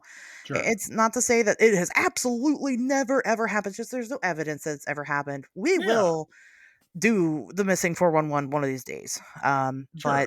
I am honest and I would like to do my due diligence and deep dive it because that's a big topic for people. So before I call something bullshit, I want to make absolutely certain. Sure. And I'm not saying, yeah, like I think you said it very eloquently. I am not saying that there's no chance it's ever happened Right. because you can't prove a negative. You can't. That's Exactly. not Yeah. how rational thinking works. You Yeah. can't do it. All you can say is, well, we either do or do not have evidence for a thing. And right now, we do not have evidence for this thing. Right. And Dogman seems to be notoriously aggressive, seems to be like one of its tropes, for lack of a better term, right? It seems to always be this really negative creature who is going to attack. Well, if that were the case, then we wouldn't have witnesses, right? It would kill all the witnesses, and it doesn't. Um, Right. so there's that. Not to say that you should just go petting a dog, man. I Um, would. I would too, definitely. And I would get my arm ripped off, and that's okay. Or maybe I wouldn't, and now I have a dogman puppy, and everybody's jealous. Yeah, 6 Um, months later, you're happily married, and, to the dogman, yeah, sure, why not? why not? Someone's got to step up to that plate, and if it's got to be dogman, hey, Seriously. that's fine. But yeah, so the dogman again is very a very aggressive, very negative type of energy. Now, these sightings tend to have some supernatural elements to them. So and more so than like Bigfoot. There are some Bigfoot sightings that have supernatural elements, but most Bigfoot sightings are they seem to be terrestrial. They seem to be some kind of animal. Yeah. Whereas Dogman most of the time does not seem to be an animal. Sure, well, think about it in biological terms, right? Like, Yes. wolves evolved to look the way that they look because of certain specific factors, Right. and you can't take a quadruped and just stand them up and have them walk around and Right. expect that to work out well for them. They're just not built for it. And so, what's interesting to me is really actually in going over some of the accounts that I had already researched, because obviously this is not a new topic for either one of us. Mhm. Um, how many of the actual witness sketches for Wisconsin Dogman stuff actually didn't have the sort of canine hind leg shape. They had like a that bipedal leg shape that we're used to, like a humanoid, leg Yeah. shape, which is the only way for it to make fucking sense. Frankly, I forget what the term is, but what a lot of people think is like a dog's knee is really their ankle because their feet are just really long. It's all a Right. weird thing, but it helps them run. It's why they can be so damn fast, and you just can't stand up on just those. You can't. Yeah. Like there's a reason that your dog can stand up on its hind legs for like 30 seconds. Sure. Yeah. And some dogs can even kind of walk a little bit. Dogs that Yeah. that end up having like their front legs amputated or maybe they're born without them or whatever. I mean, they do learn to walk, but it still doesn't look human. Like You it's not wouldn't going like, to. yeah. Well, and also you wouldn't evolve naturally to do that. It only comes as a result of adapting to an accident or something like you talked about, Right. where Yeah. yeah, you have a disability or something, and you have to react to that. Yeah. So Now, some people explain that away by saying, well, one thing that'll happen in like dogman encounters is that they may start off on all fours and then they'll stand up, right? yeah, god damn it. That's Yeah. the kicker. And they say when they do that, they hear a popping sound. So they're kind of trying to say that like they have joints that shift. Huh. And I that guess well, we don't what other animal has that? werewolves, Yeah, werewolves. But what other known animal has that feature? skinwalkers.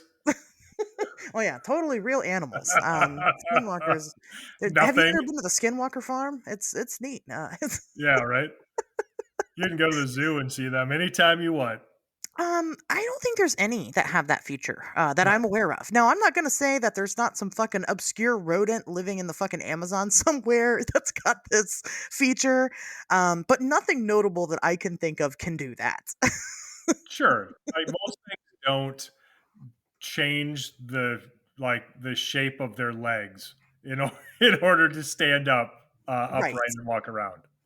So I mean, there's that portion of it, right? Is that there's just no scientific evidence for this, and it doesn't even make any sense. You're right, dogs have been evolving for a very, very long time. Canines, I should say, Sure. not just domesticated dogs. um, and it just doesn't make evolutionary sense for them to stand up to be bipedal. It doesn't benefit them. They're slower on two Yeah. legs than they would be on four. It would make more sense for them to develop the ability to climb like a feline, like a big cat, Oh um, yeah. which would just be, better, different paw structure. And these dogman they have hands. Like, that's Yes. another weird thing, is that hands aren't good for, being on all fours. So No. knuckle walking, maybe like gorillas, but then you kinda get into the territory of the group of people that think that dogmen are just Bigfoot sightings with long snouts. Anyway. Yeah, that's a whole thing, and I'm sure we'll get there. But you know what it honestly reminds me of more than anything? How people report pterosaur sightings, and when they do, Yes. rather than reporting anything matching the latest scientific models of what a pterosaur might have actually looked like, they report like the Ray Harryhausen 1930s fucking King Kong pterodactyl that we are almost certain is not anything even approaching what any pterosaur fucking looked like. Right. But they Yes. that's still what they report. And Yep. so it seems to me when you get these dogman sightings, I mean, they all in one way or another match some Hollywood description Yep. of fucking werewolves Mhm. or the Wolfman. Every single one of them. And that doesn't mean that people didn't see something they can't explain. Doesn't mean they Right. didn't see something anomalous. Doesn't mean they didn't see a dog man. But it's something we can't fucking ignore because biologically they make no fucking sense. None. Zero. Right. Right. And Yeah. and since they do match up to something that is known within our culture, I think that is worthy of some examination. But it gets glossed over. People don't want to talk about it No. because I think they interpret that as, well, being something of a buzzkill. They're like, no, just let me Right. believe in fucking werewolves that I call Dogman because werewolves are silly. But Dogman, that could be real. Like Dogman isn't stupid. Werewolves are stupid. Dogman is a thing that I can believe in if I want, and it'll make my life more interesting. Yeah. Some people will ask what the difference is between dogmen and werewolves. It's I'm no expert because there's no experts in this field. Everybody says, but I'm pretty sure the difference is that dogmen are dogmen all the time, and werewolves are people that turn into dog canine type creatures. So Okay. No, I could see that. Sure. I mean, we don't know that about Dogman. And it that's certainly true. would go a long way towards explaining why we can't find them or see any evidence of habitation anywhere. Right, because they just turn Uh, back into Jerry or yeah. whoever. Yeah, they turn back Um, into the fucking minister or whatever from Silver Bullet, yep, you know? whatever it is they do. They get acting gigs. Yeah, oh, totally. But yeah, so it is a strange phenomena. It's one that I go back and forth on a lot. I'm not going to say that I outright do not believe that these things exist. Over on Beast and Beyond, we covered two different canine creatures, and it just shows that these anomalous canines tend to have a very rich history. We talked about the phantom black dogs, which are probably I think predate lycanthropy and werewolves. That was, I think, the first instance, well, as far as we know, of having anomalous canines. And then, of course, we talked Mhm. about the Rougarou, which is famously a werewolf. You change its curse. And you know how I feel about that on this show. Now, Yeah. a lot of people will take the stance of there is history to this stuff. And so, therefore, it has to be true, which is silly, right? There's always some reality in some story. I guess so, but the reality isn't quite what you think it is most of Right. the time. What if the reality is that it's a fucking cultural thing? It's a story we tell ourselves all the time and some, throughout human history, because humans are just as human today Right. as they were 400, 500, 1,000, 2,000, 5,000 fucking years ago. We're the Mhm. same fucking species. Right. Exactly. Our brains are the same. We think the same. We have the benefit in 2024 of thousands of years of prior history and experience. So we think we're super fucking smart, certainly way smarter than everybody before us. But that's just a lie we tell ourselves because we're not. Yeah. Uh, we're exactly the fucking same. Yeah. And so, yeah, you see these stories exist throughout time. And maybe that points to some sort of objective reality, but also maybe it just points to the idea that a blending of animal and humanity is something very attractive culturally. There's something about that that speaks to us. It Hmm. represents something, it's symbolic of something within ourselves.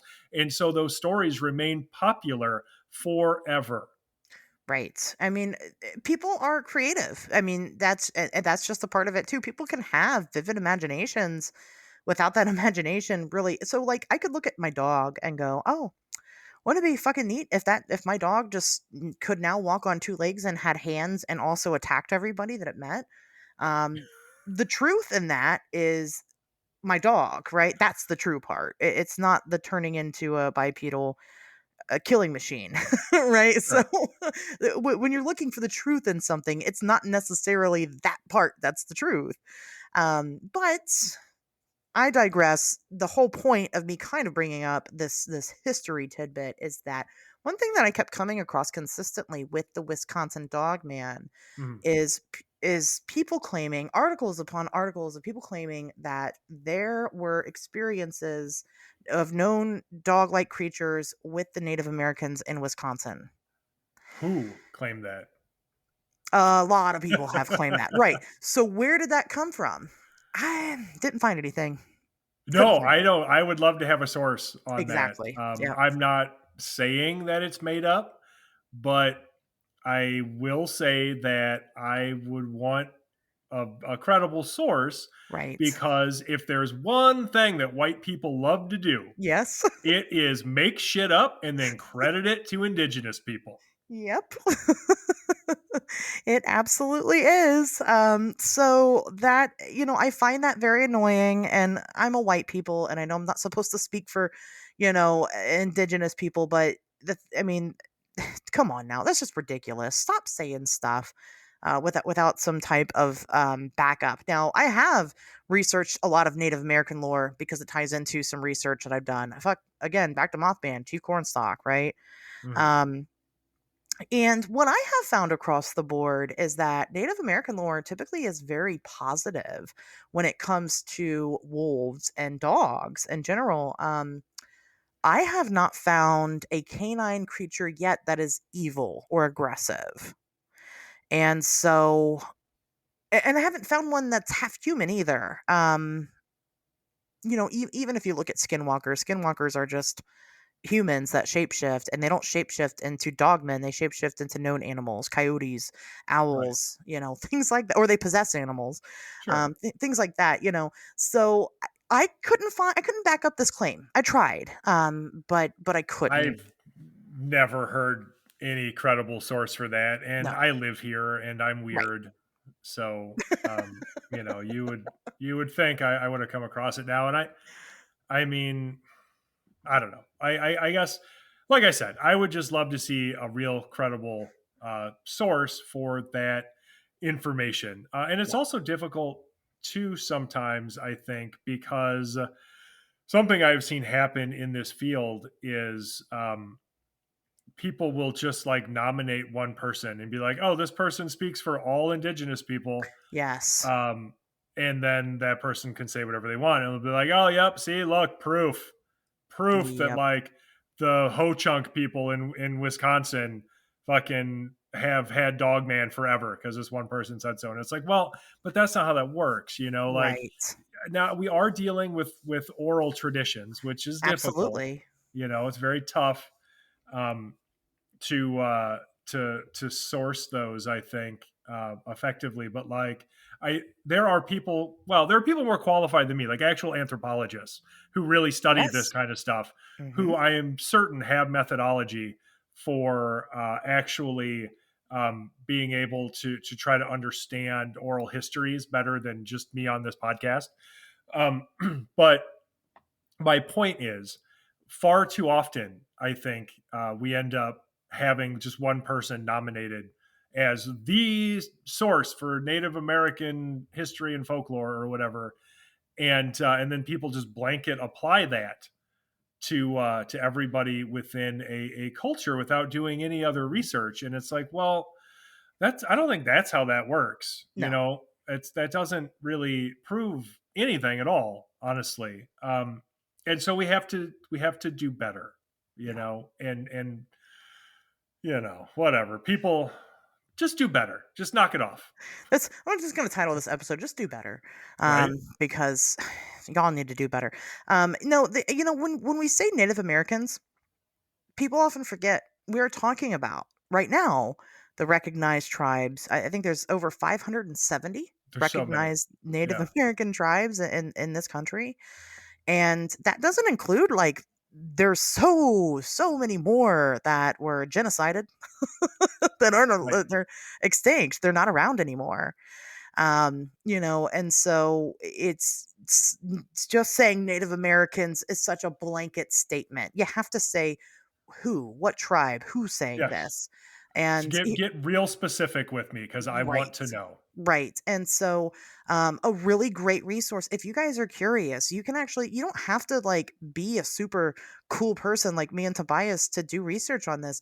A fantastic resource for this kind of stuff is every tribe has some type of heritage center where they keep all of their lore, so to speak. They keep all their culture, and you can go straight to these people. You can fucking Google it.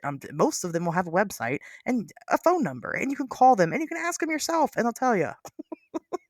It's Yes. really that easy. It's not this unattainable secret knowledge. No, no. Most people are happy to talk about their culture with Hmm. with anybody who has an honest interest, especially if that culture has been marginalized. Yep. And one of the other difficulties that we can encounter sometimes with various indigenous tribes is that a lot of that has been lost. A lot of culture It has been has. lost. Hmm. There was the forced assimilation of hundreds of thousands of people, and that cost us a lot of history, cost It us a did. lot of Yeah. culture that we probably won't get back, because again we're talking about oral traditions, and once they're gone, they're gone. Right. Some of the languages are disappearing, Yep. which is terrifying. So like you to really understand a culture, I think you have to be able to speak its language. And with these languages disappearing, then that's just another nail in the fucking coffin of Yep. ever trying to really understand these cultures. So yeah, whatever, dude. Okay, yeah. So your Native American source told you that they have believed in Dogman forever. Fucking pony up or stop spreading bullshit on the internet. Is all I'm Right. saying. Because maybe there is something to it. That's the Maybe. thing about it. I'm not here to be like, "Oh, there's absolutely nothing there, and I hope there's nothing there."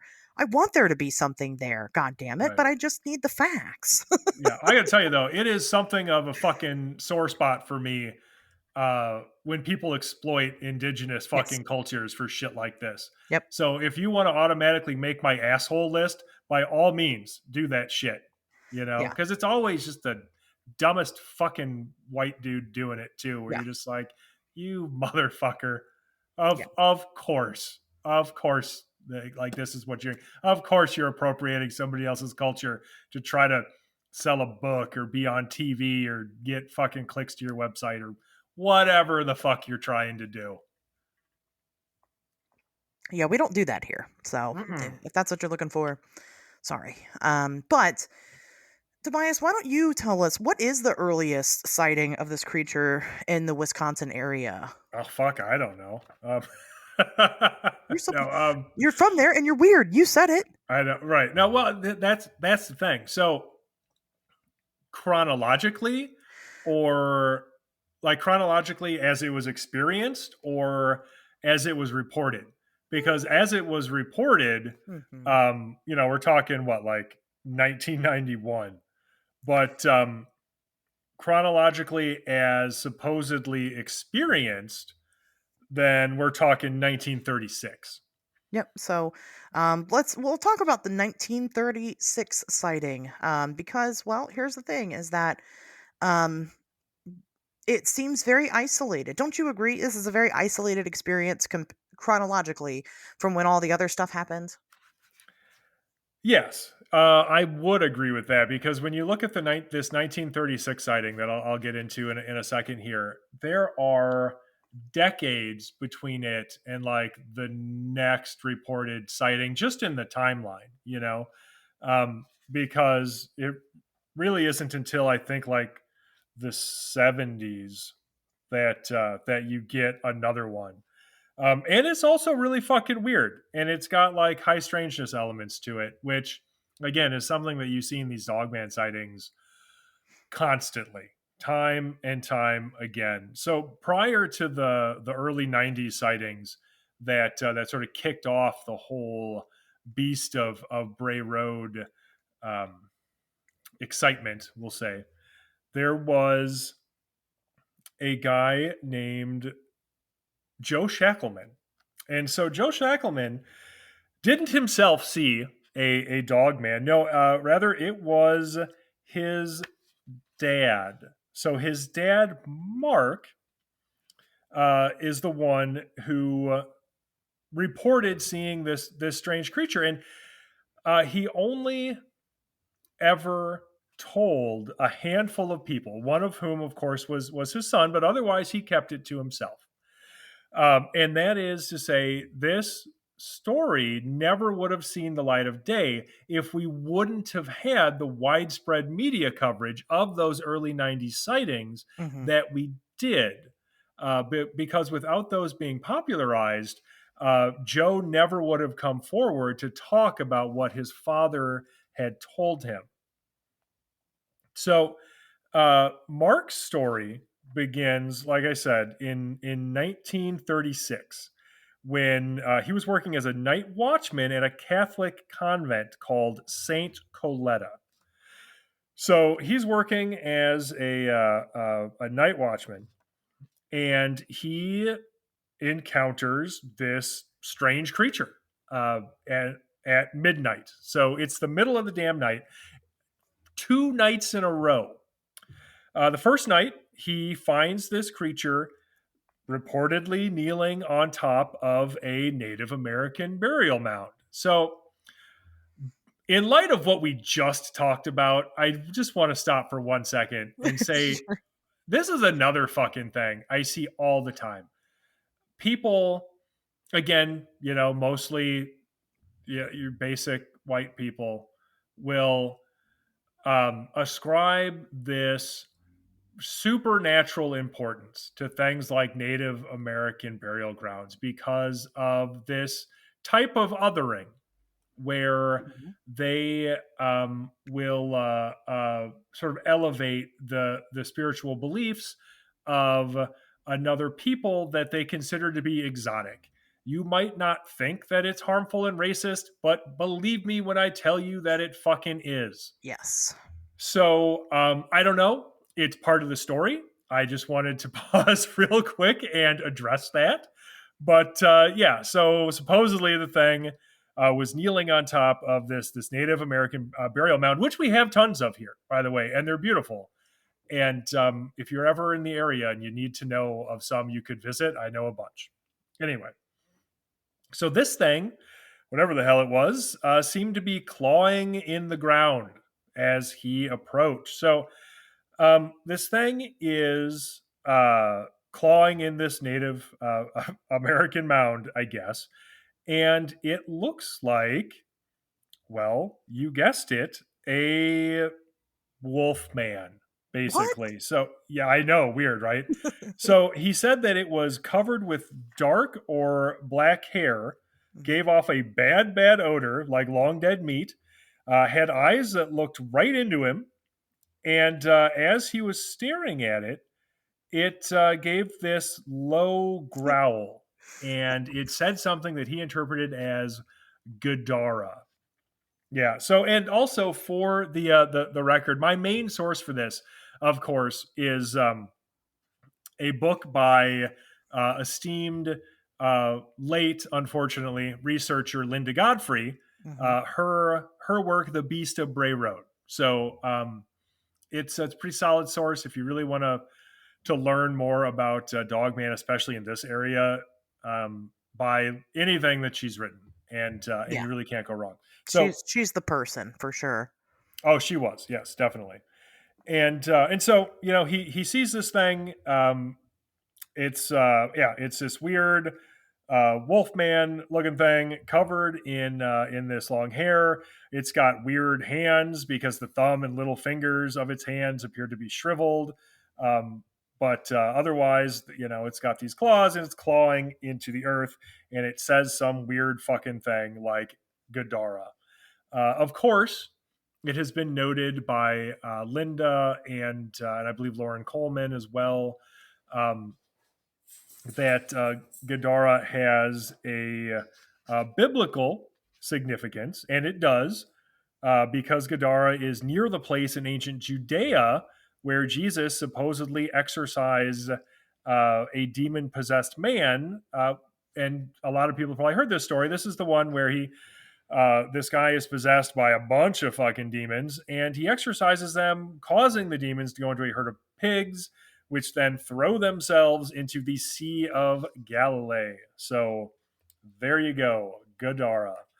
So of course that has caused people to um, themselves invest a sort of religious significance to this event, which of course is reinforced by the events of the second night. So the second night, Mark, it's his fucking job. He's got to be a watchman for St. Coletta, right?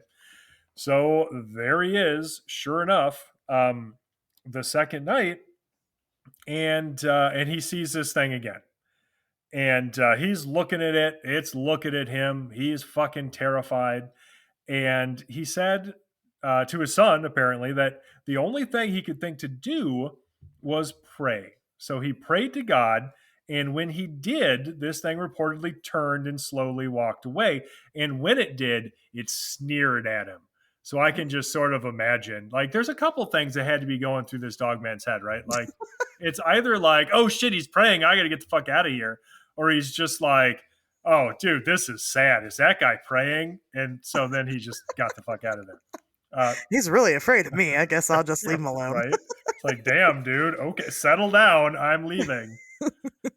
But yeah, so that was his experience, Mark's experience, which again took place in 1936, and wasn't related to his son Joe, who would eventually tell Linda, until 1958, and Joe would turn around and tell Linda in 1992.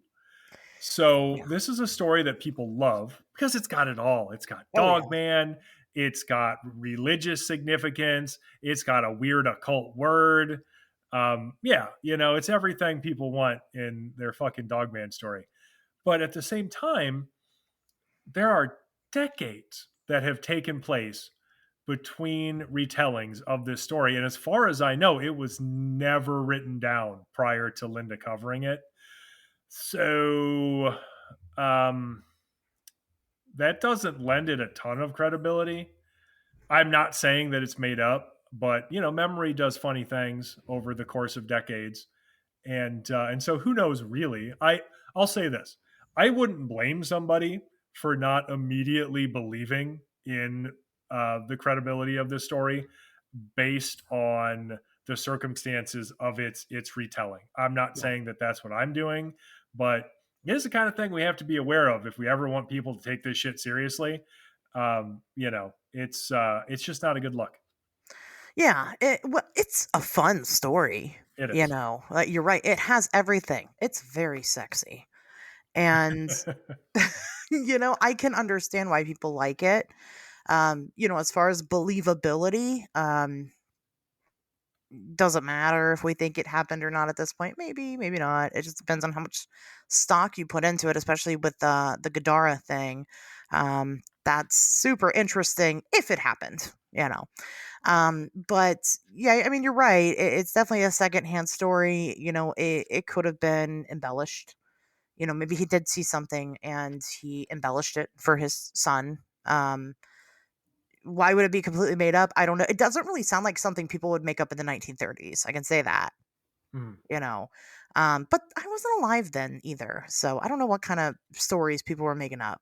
Well, I got to tell you, like the 1930s, I mean, this was the era of pulp fiction and like men's adventure magazines and Mm, shit like that. And so there was no shortage of this kind of story being written and marketed uh, to men, in these cheap pulp magazines. interesting. Well, you Okay. think about Robert E. Howard, Hmm. the inventor of such awesome characters as Conan the Barbarian, right? Hmm.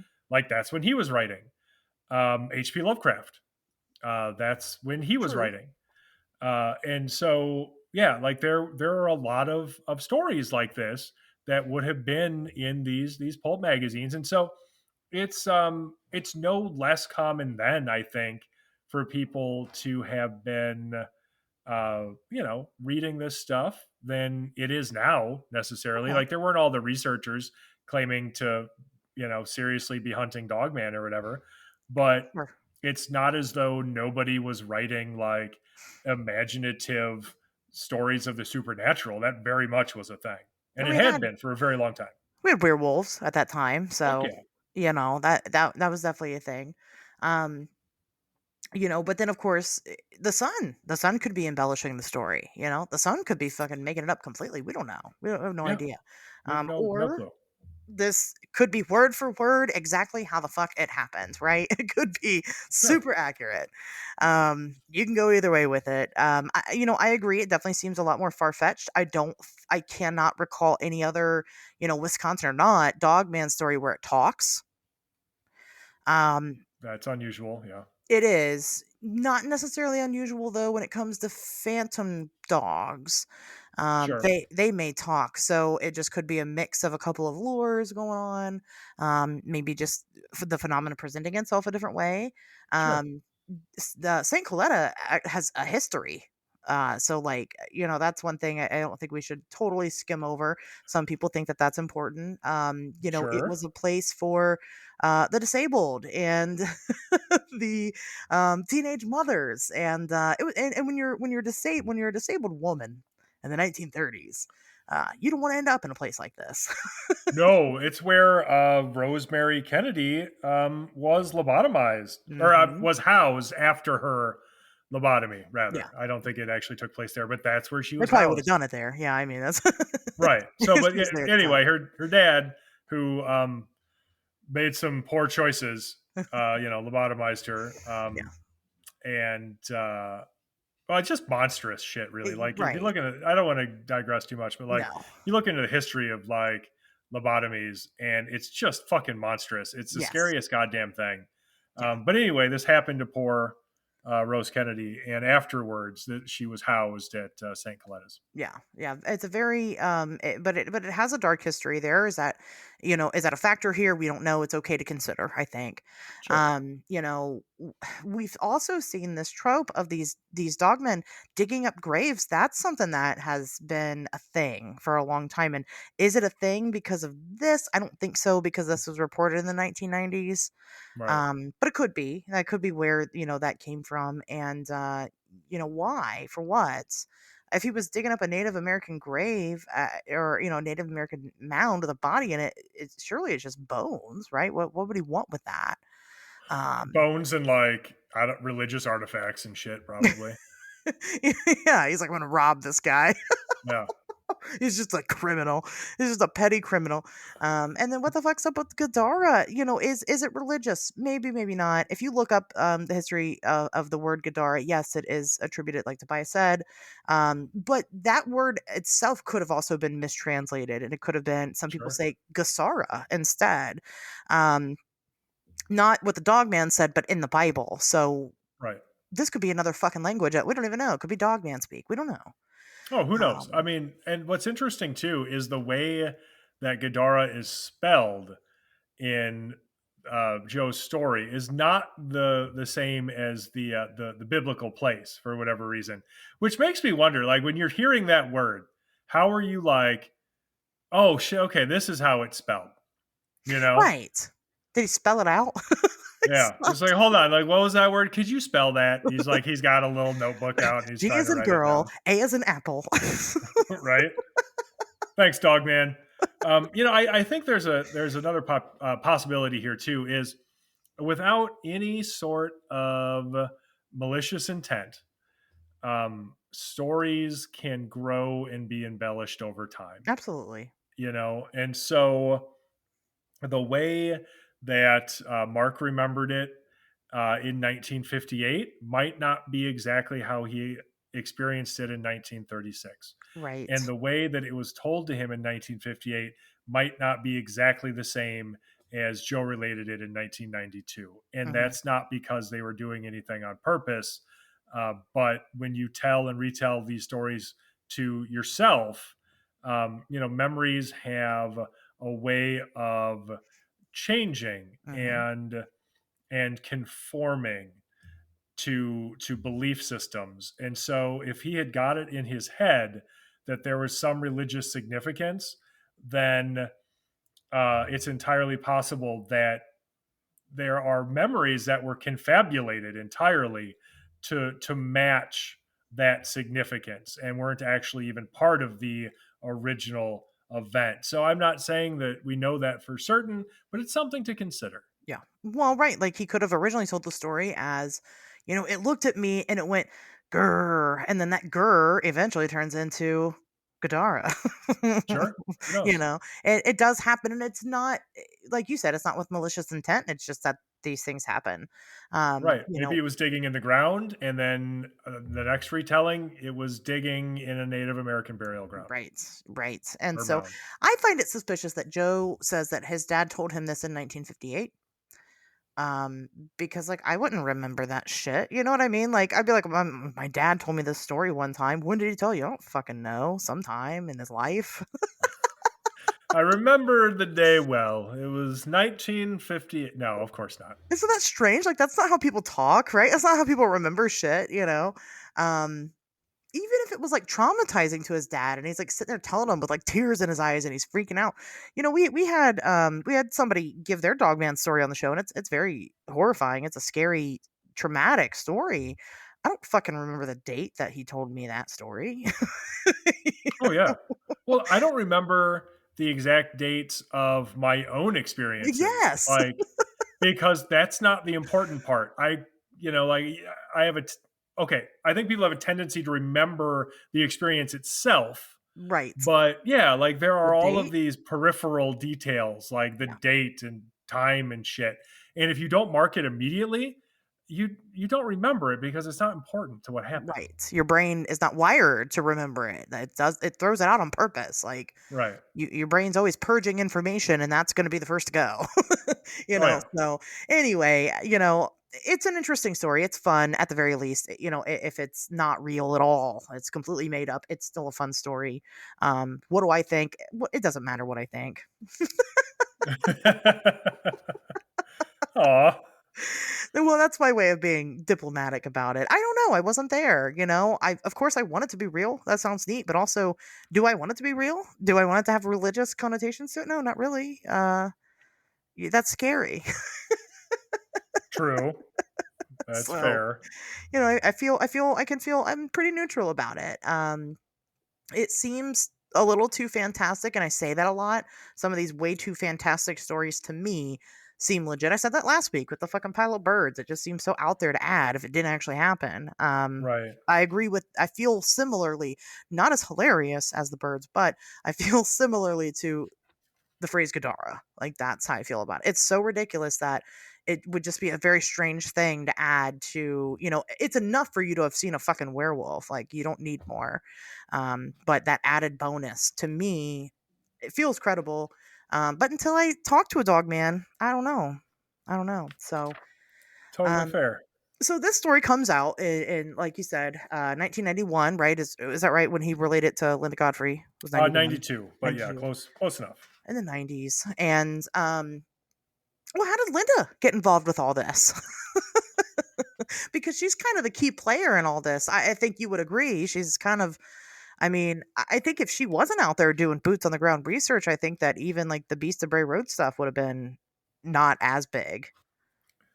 Oh, sure. Yeah, I mean, certainly, like her work as a journalist is I think why this story became as widespread as it did. I mean, Hmm. but yeah, I mean I guess I don't know how much detail we want to get into it, but literally she was a small town journalist and she was a cartoonist actually, and she picked this story up and started writing about it, and it took off. I mean, you could go into a lot further detail, but I Sure. don't know. I guess I don't know how much. I don't know how relevant it is, and I think it's an interesting story. And if you want to hear that part of the story, go read the Beast of Bray Road.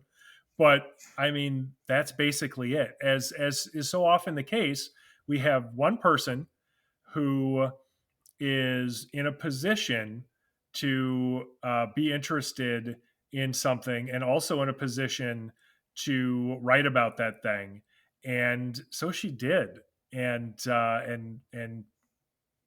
it took off, and next thing you know, she's being contacted by media in these major markets, Milwaukee and Chicago, and they're covering the fucking story because I guess people really loved werewolf stories in the 90s. Hmm. I was a little kid, so I don't remember this really being a thing. But yeah, it was something of a big deal. I mean, certainly like all of the shows at the time, I believe that existed that covered stuff like this were interested in like a fresh new monster sighting. And I don't think that hurt in terms of spreading it, Hmm. in terms of spreading the actual story. But yeah, it struck a note with people, and I not the not the least of which I think is because you had these people willing to go on the record in sort of the final days of when that really mattered. And I say that because nobody gives a shit about newspapers anymore. It's just not a thing, and we're inundated with so much information about the world around us through the internet that it's difficult to make a celebrity out of a person based on their story anymore. In the early 90s, yeah, you could interview these people, and if they were willing to go on the record and talk to like various media outlets, like it was a big deal.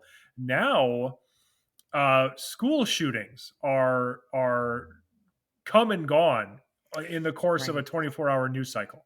Yeah. Shit that should be a huge deal is forgotten in mere moments, by how a society should measure time. Yeah.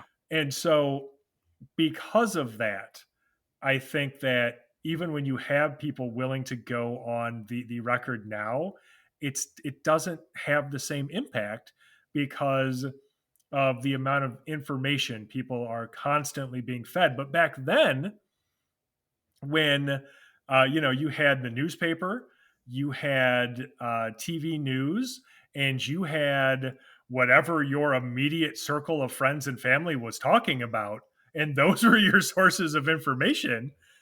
It was a much bigger deal because there wasn't as much bullshit flying around all the time, Oh yeah. and so yeah, I think people latched onto the story and it just took off.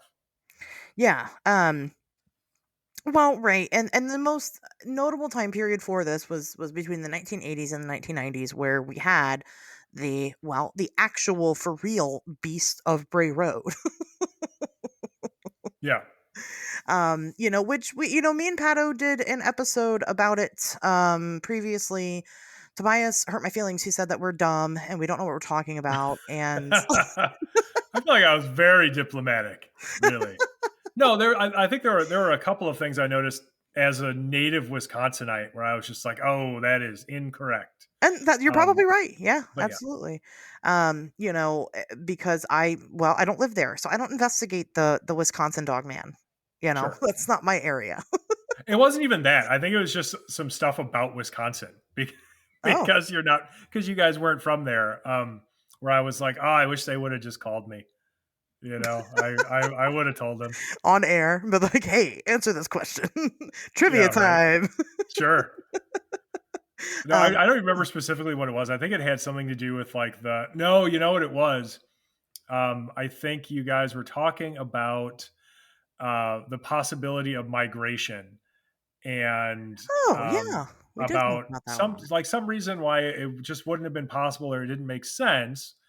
And I was like, well, you have to understand that we have stuff like the Ice Age Trail and the Kettle Moraine State Forest and stuff like that. And so if you look at where these sightings originated in the southeastern part of the state and why and that's certainly where they're most popular. Now, the southeastern part of the state is sort of the beginning of like the southern unit of the Kettle Moraine State Forest, and so there would be a way. I mean, literally just taking the Ice Age Trail up into northern Wisconsin um, for something to move, through this area.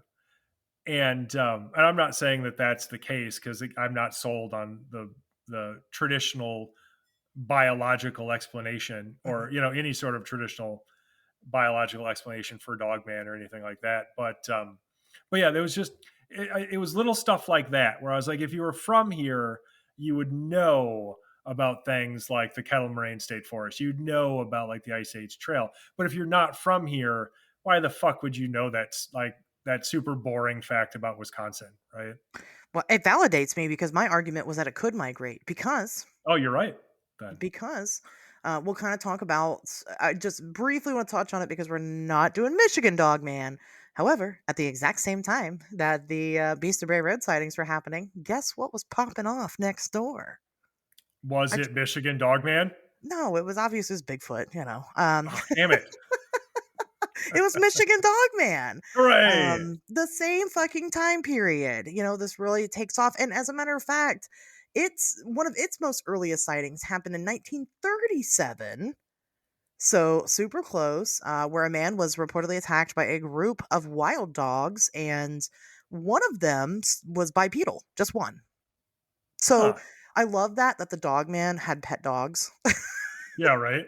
That's the only I reason why mean, I know it'd be that like story so well. it's that's no weirder than a human keeping a chimp. Although we do know that is a terrible idea and don't do it. It's a fucking terrible idea. Ask us how we know.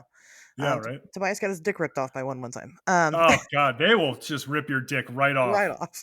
They don't fucking care. Feed it to the dog man. God Like in damn that it. movie Teeth. Have you seen that one? I have. Oh my god. So What that was a happens? movie that I went to on a date. I shit you not. Wow. Yeah, I had met this girl, and she was cool. She was like a punk girl, and she was like, "Hey, you want to go see this movie?" And I was like, "Yeah, okay, cool." She's like, "Yeah, it's a horror movie. It just came out. It's called Teeth." And I was like, "That sounds awesome." I didn't know anything about it. And we went to a theater in Madison. It would have been the fucking AMC in Hilldale, probably. And yeah, I knew nothing about this movie going into it. I certainly did not know that like the premise of the movie Oh, centered jeez. around like vagina dentata. Yeah. Um, but yeah, a bunch of dudes get their dicks bit off by this vagina, like so many. And like the thing was, like we hit it off, and we ended up dating for a little while. But what the fuck kind of like first date movie is that? No, so here's what matters. Did you get laid afterwards? That I don't think I did that day, but it wouldn't have been very long after So if that. you immediately went back to her So place. yeah, right. No, I mean honestly, she was really cool, but she was also like, like she was like a punk. And I mean that in the best way possible, of course. Like most of my best friends are punks. And Not the derogatory punk, but the good punk. right. Yeah, you know what I mean. Yeah. I do. Right. Yeah. So, but yeah, anyway, so like yeah, I think that like in her head she was just like, "Yeah, I don't know, I'm punk as fuck. I like horror movies. You want to go see this one?" And like that's as much thought as went into it. So, Yeah. I mean, you can kind of, if your date is wanting to fuck after watching Teeth, um, oh yeah, I was not into it after that. I they're was either like, really stupid or really obsessed with you in a scary way. "Yikes." you know. Anyway, if you guys haven't watched Teeth, go watch Teeth. It's is it good? Well, it's actually, I mean, it's not that bad. Yeah, it's interesting. Keeps your It's attention. okay. So, Yeah. but yeah. Anyway, so the same time that these Wisconsin sightings were happening, the Michigan sightings are happening as well, which I find fascinating. Is it a product of the media explosion around the Dogman stuff? I don't think so, because I feel like yes, it was popular. But again, I wasn't there at the time, but I feel like it didn't take off until a little bit later, like a little Mm, bit after the sightings had stopped. I think when that one jumped on that lady's car, that was a big turning point for the lore of it. Like that was a big deal, or she hit it or something. Um, Again, I'm not well versed in Wisconsin Dogman, even though I should be because I'm doing an episode about it. But I really genuinely expected us to talk more about sightings again outside of Beast of Bray Road, but they're all Beast of Bray Road. So, but anyway, my point is that there is maybe some type of history here, whether it is bridged together due to the pop culture aspect of it, or maybe there was a fucking dog type creature terrorizing people in that general area for a while. Sure. Well, there are sightings that are outside of southeastern Wisconsin. There were some up near like Eau Claire, which is sort of like the western, like northwestern part of the state. There were some more in the middle of the state, kind of like between Eau Claire and like Green Bay. Mhm. And those are some of the more like high strangeness sightings, and by that I mean like Dogman materializing in people's homes, being seen, uh, peeking in through windows in areas that also have like various other paranormal phenomena being reported, including like mysterious light, poltergeist activity, and that kind of thing. And while that is also reported in the southeastern part of the state, the Beast of Bray Road sighting specifically, I think what people would sort of canonically consider the Beast of Bray Road like Beast of Bray Road sightings, don't normally include that kind of stuff. It's usually like I saw a scary monster, and that's the whole story. Okay. All right. And it scared me real bad and I peed my pants. A little bit. Yeah. Well, because it's interesting because I've been out a lot. I've spent a Yes. significant amount of time in the Kettle Moraine State Forest, which again is right in the mix when it comes to dogman sightings in Wisconsin, in that Hmm. southeastern like corridor there, right? And this is an area that is known for dogman, Bigfoot, and UFO sightings. And those UFO sightings normally will take the shape of anomalous lights. And I've seen these lights for myself. Like Hmm. it's fucking bizarre. But they're out there. I don't know what they are, but they are out there. And and so like you have these sightings all sort of taking place in the same area, but there isn't always a lot of even implied causality between them, like other than that, like geographical correlation, there doesn't seem to be a lot to link them. It's not like people see are it's not like people are reporting seeing these balls of light turning into dogman or something. Right. They're just being reported in the same area. Which is potentially significant, especially if we're talking about a phenomena that's not terrestrial. Yeah, I You mean, know. it really is, and it reminds me, of course, of John Keel and his writing about ultra terrestrials, Hmm. because I believe his speculation was that these anomalous balls of light that are featured prominently in his writing, everything, from Operation Trojan Horse to the Mothman prophecies, and like it's added addendum, the eighth tower, and all of that stuff, are sort of the natural form of these ultra terrestrials, and then Yes. everything else that's reported is them manipulating us into seeing stuff other than their true form, right? And so Yeah. when you see those things reported in the same area, yeah, I do think that most Fordians familiar with Keel's work, in the back of their mind at least, they're going, okay, well, is there a connection, like is it like he speculated, these balls of light are the true form, and then the dog man is the manipulation, the projection, what we're supposed to see. I don't know. They're just big balls of gas, like in The Lion King. Um, Okay, maybe. I don't know. I don't know if that's the case. I know in Skinwalker Ranch history, allegedly these balls of light, that was the portal that the things were coming out of. Oh, okay. And there are supposedly dogmen in that case as well. So I suppose. Yeah. So I mean, I for anybody interested in some of the stuff that I'm talking about, I'm going to recommend two books. I recommend The Beast of Bray Road, Tailing Wisconsin's Werewolf, by Linda Godfrey, and I recommend Monsters Among Us, also by Linda Godfrey.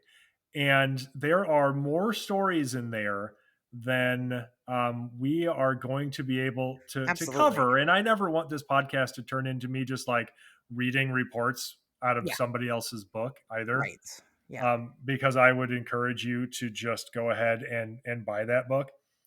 But Yes. I could provide one example of what I'm talking about, and so this is from a chapter in Monsters Among Us called the Neilsville Nexus. And so Neilsville is in Wisconsin, and it's no fucking where near Elkhorn. Okay. So like it's kind of by Eau Claire.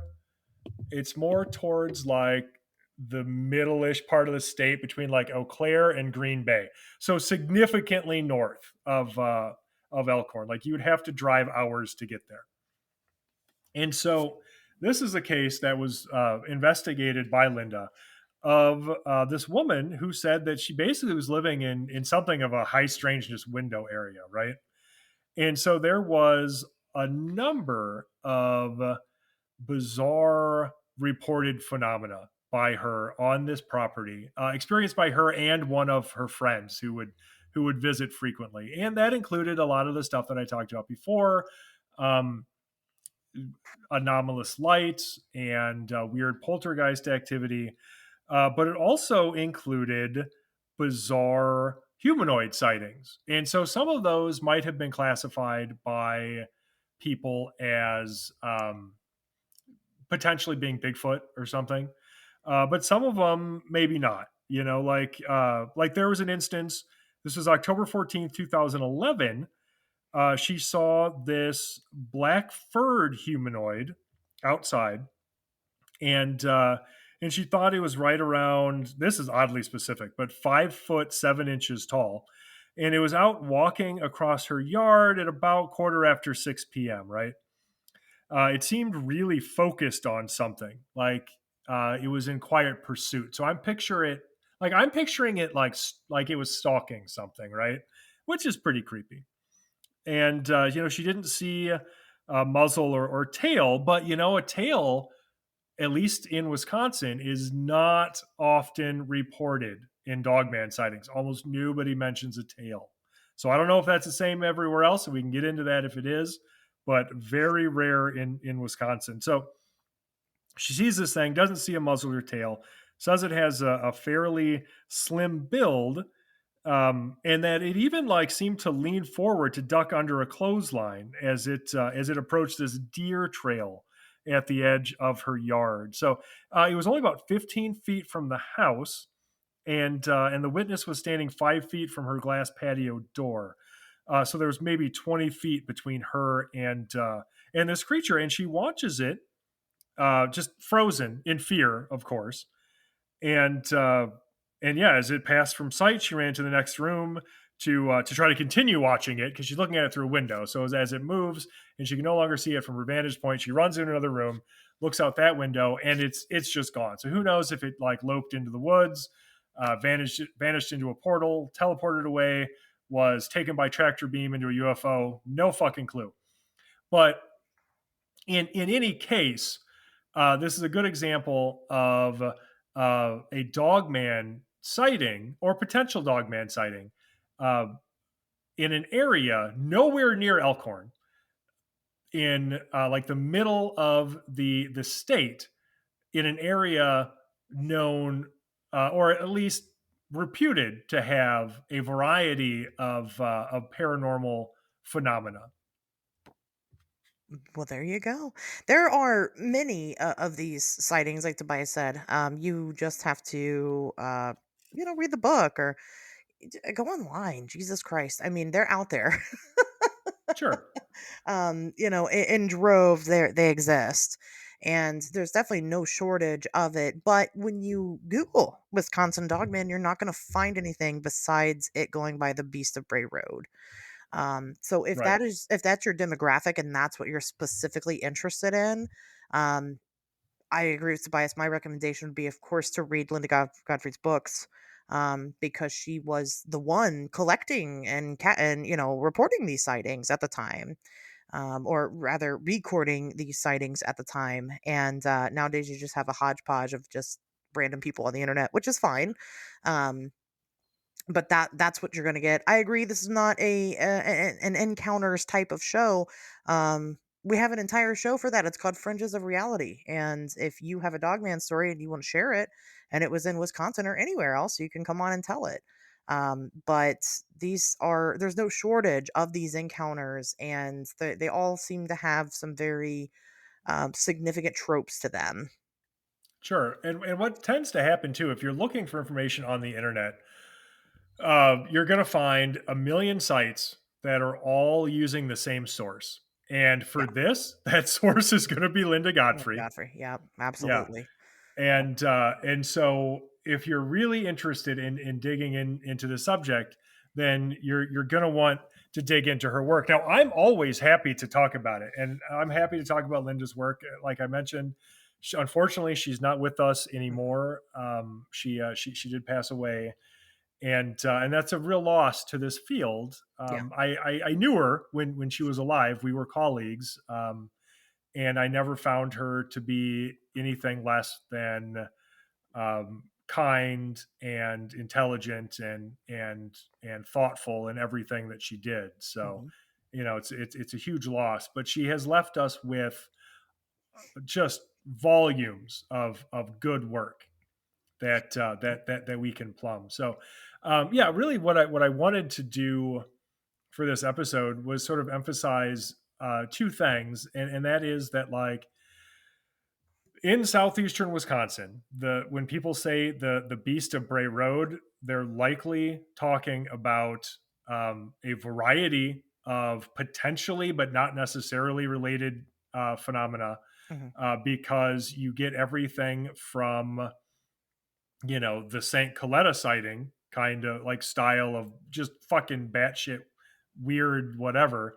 And then you'll get things like the 2006 Steve Kruger sighting. So if people aren't familiar with that, this was sort of in that same area. This was over by Holy Hill, which is in southeastern Wisconsin. It's not that far from Elkhorn.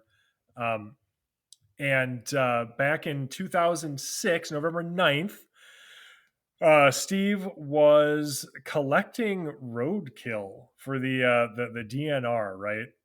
And so he's out by Holy Hill, and he is collecting this roadkill, and he's got a deer carcass in the back of his truck, right?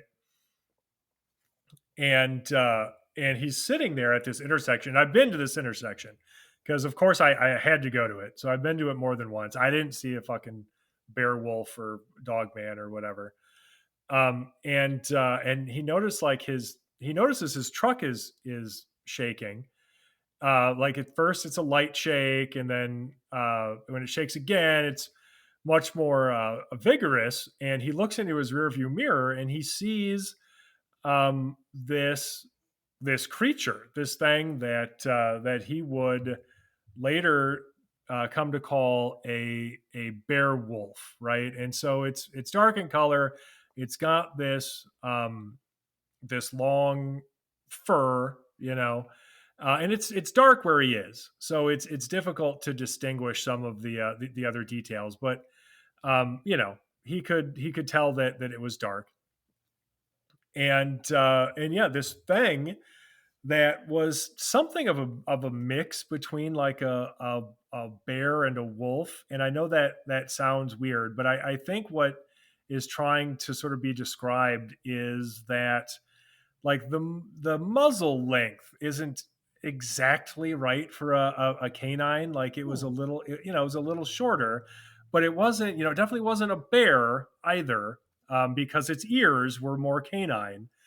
And long story short, this thing steals the fucking deer carcass out of the bed of his truck, right? And it takes off because that's all it wanted. It was just looking for a meal, I guess. And so that's like the exact opposite end of the spectrum from something like that St. Coletta sighting, where the thing is fucking spouting off biblical locations and shit. Yeah. You've got the Steve Kruger sighting where this thing is acting just like an animal, Hmm. stealing a carcass for food. And they're Interesting. happening in the same area, and it's all lumped under the Beast of Bray Road. Yeah. Yeah. And a lot of people make that argument that what people are seeing with these creatures is just a mangy bear. That's the skeptical theory to it is it's just a mangy bear and people are misidentifying it because mangy bears look fucking weird and they look canine. They do. Um, Google that shit right now. It looks very canine like. But when you look at the vast majority in my opinion, when you look at the vast majority of these sightings, bears they have no association with portals. A lot of these people tend to get a close up encounter of whatever the fuck it is that they're encountering and they get a pretty good look at it. It seems to be very personal as opposed to like Bigfoot is like fleeting, right? Oh, I was on a hunting trip and I saw this thing off in the distance. It was definitely Bigfoot. This is not like that. It seems like it almost kind of which is maybe why people think it's aggressive. It kind of hunts you down a little bit, but not necessarily to be aggressive, just to let you know that it's there. Um, is how I feel about it. But does that Sure, mean every single report is not misidentified? Absolutely not. They can be, of course. sure. It could be a strange animal that people are seeing or a weird deformed bear or a mangy bear or whatever. It Um, would be weird. I will say this in defense of Steve Kruger's sighting. We don't get a lot of black bear that mm, far south. It's not right. impossible. Yeah. They do range that they will range down there, but it's not common, Right. and it would be even less common for a black bear to to try to steal a deer out of the back of your truck. And also, generally speaking, when it comes to witnesses, I will err on the side of proceeding as though what they're saying is authentic their experience if I don't have Absolutely. the evidence to the contrary. And so Mhm, he was adamant that it's not a bear. It mhm, didn't. It a bear wolf is a good way to describe it because people struggle to describe this stuff. We mhm. both know that. Yep. But that doesn't mean that we should write it off as a bear because it certainly had qualities that didn't fit into that category, like the ears and even like its muzzle and stuff. Like just it didn't fit with a bear With a bear, precisely. right. So Yeah, absolutely. Yeah, and I'm not trying to shit on the guy's experience or anything. oh yeah, I was not there, but I mean, he sounds like somebody who's familiar with wildlife in the area. You oh know, yeah, so yeah, sure. Like he should know. Yeah, right, yeah, he should know what a mangy bear looks like, or just a fucked up bear. You know, he should be familiar. Um, but yeah, there's no end to these reports. So far, they're still happening to this day. yeah. Um, I have two that I can share that I've taken personally. okay, absolutely. Yeah. Okay. Yeah. If you're interested. So the first one, I've got two, and what's interesting is just like what I was talking about before. These run the gamut from seemingly normal animal to batshit crazy. What the fuck is that? So I'll start with seemingly normal animal. And so this came to me from a guy that I actually met at a conference. I think I was speaking. I was speaking at the first ever Beast of Bray Road conference in Elkhorn a few years back, and I was approached by this guy, Dave Pavlatos, and he's a super cool guy. Very down to earth. Didn't seem uh, to be boy, how do I describe it? Because I don't want to insult anybody, and I'm not worried about insulting Dave because I only have good things to say about him. But like, he didn't seem the like he needed to make up a story or like he was trying to make up a story. Like there are people I think that it seems like they invest a lot of their identity into having an experience. And so you always have to wonder like, okay, well, how much of this is just them wanting it to be true? That's not the vibe I got from him at all. It was very much just sort of like, down to earth. I don't know what the fuck this was, but it was weird, and it's cool that like I found you because I can report it to somebody now. And so his experience happened back in 2008. This was July 11th in Lake Como. And so this is a little town. It's just 5 miles south of Elkhorn, right? So uh, pretty damn near to where the Beast of Bray Road sightings would have been gaining national attention back in the 1990s, right? And it's also within a dozen miles. Boy, that's not a word. Mitals is not a word, by the way. Within a dozen miles of well-known dogman sighting areas, such as Richard Bong State Recreation Area, which is a hilarious name. We can all acknowledge it, Oh yeah. and the southernmost units of the Kettle Moraine State Forest. So I was able to interview Dave on the phone. So I talked to him a little bit at the conference, and I was Mhm. like, well, it's not a good environment to try to interview somebody at a Yeah. conference. So I No, was not at like, all. hey, like get a hold of me after this. I would love to talk to you more about it. And so he did, which was awesome because a lot of the time people don't, which might say something about me. I don't know. But anyway, so he actually did get a hold of me, and I interviewed him, and he told me that he had come across this mysterious print in the mud along a path leading to his dock on the lake on Lake Como in Wisconsin. And I hope I'm pronouncing that right. It's not even a lake I'm really familiar with, and I'm from here. So, You're a and I bad believe Wisconsinite. what's that? I'm You're a a bad bad Wisconsin. Wisconsinite, yeah. Hey, I'm a Bears fan too. I'm not even a Packers fan. Oh, Like I, jeez. well, most of my family's from Illinois. Oh, So wow. yeah, I mean, I don't know, tough shit. Anyway, uh, um, this lake, I don't. Is this lake also a town? I think it's like a little resort town or something too. Okay.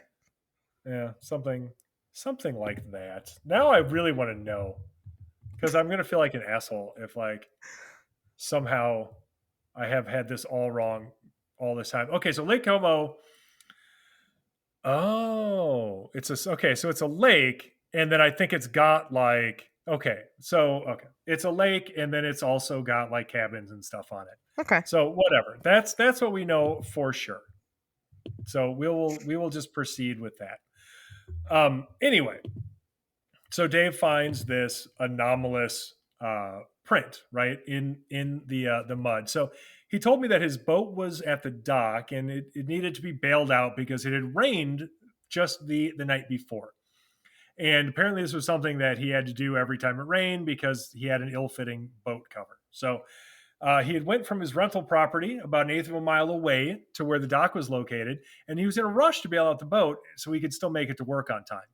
And he was walking down the path to the boat, and he noticed a print in the mud right before stepping onto the dock. So the area right before the dock was sort of worn down to the mud, just because of the amount of traffic from people. I think that would be walking over it before they got onto the wooden pier.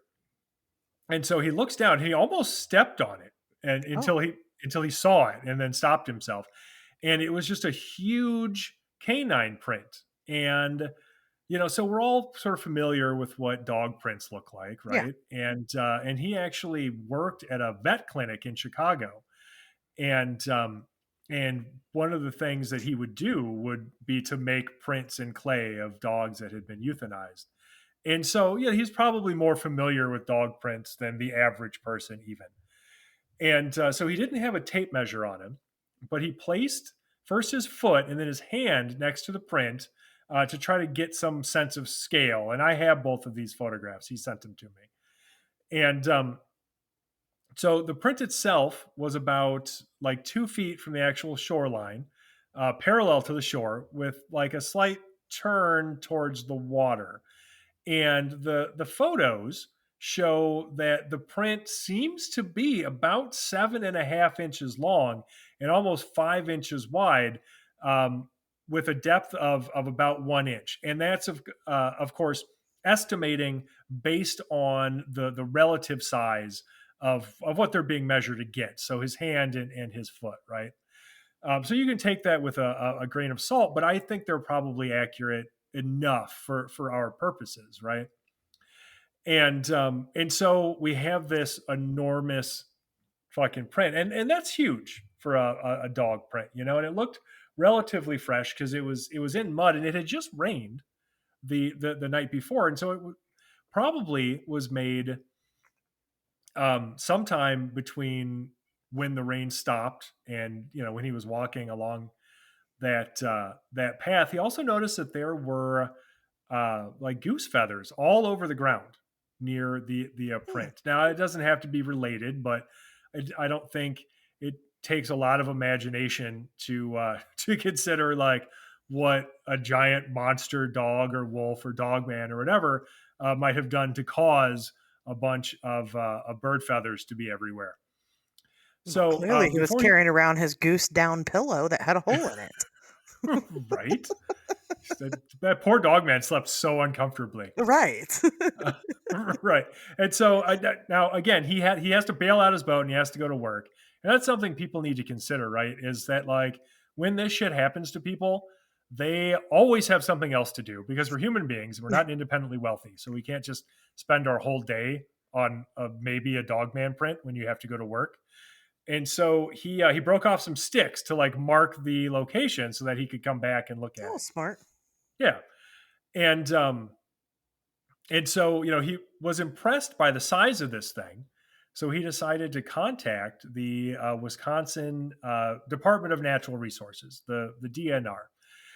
And he did that after he got off of work. And interestingly enough, when he got a hold of them, he spoke to this officer over the phone, and the officer was just like, "Don't worry about it."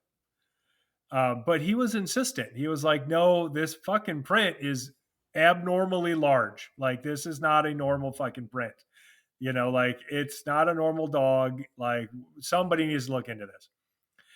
And with about an hour, then he received a phone call from the officer asking for the exact location of the dock and print. And so, after that, he followed up with phone calls and emails to the DNR, but he didn't receive any response to those. So if they followed up, then whatever they found was not something they were willing to talk to him about for whatever reason, which is unusual because I've had Mhm. to contact the DNR more than once, and they've always been very helpful and professional to me when I'm looking for information or something. So either like this one officer was just an asshole, or I don't know, there's a Dogman conspiracy or something. I have no idea, but it is weird.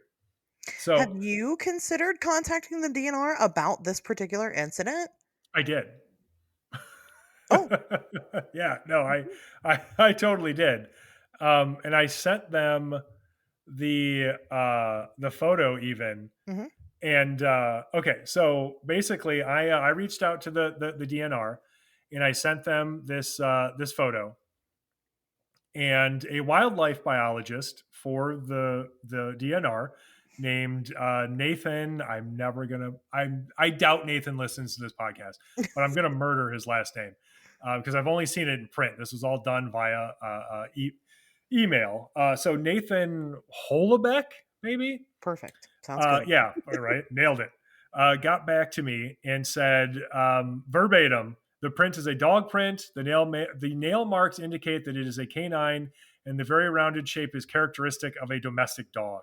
Oh, Um, and so he didn't really address the size or anything, or mention like a specific breed or anything that it could be. It just very much was just like, this is a dog print. Shut up about it. Like, I don't know what else to tell you, dummy. It's a fucking dog print, you weirdo. That's kind of the vibe. I mean, he was very polite about it. I'm not trying to call out this guy or anything, sure. but he didn't address any of the weird shit about it specifically, which I thought was odd at the time, right? Like, why didn't he mention the size? Why didn't he explain the size away by just saying, "Hey, uh, have you considered this breed of dog, or have you considered that like weathering of the track or something might have made it appear bigger than the actual paw that left it?" Nothing, just, oh, it's a dog. So I don't know. That shit was weird. Now, what's really interesting about this to me is all of that aside, the day before he found that print, Dave told me that his house was shaken by this huge boom that he couldn't explain. So he was sitting in his living room Hmm. watching TV. His dog was with him, and there was this huge boom on the other end of his house. And the closest thing he could compare it to was like when a hockey player gets slammed into the boards. So somebody getting like checked super hard in hockey. Um, and it startled him and his dog to the point where like the dog started barking and running to that end of the house. And so he gets up and goes over there, and he looks out the back patio doors, and he looks out over the extra lot that was all fenced in adjacent to him, and he didn't see anything, and so since the dog was still barking, he just decides to let him out because the dog's not going to stop until he gets to go outside.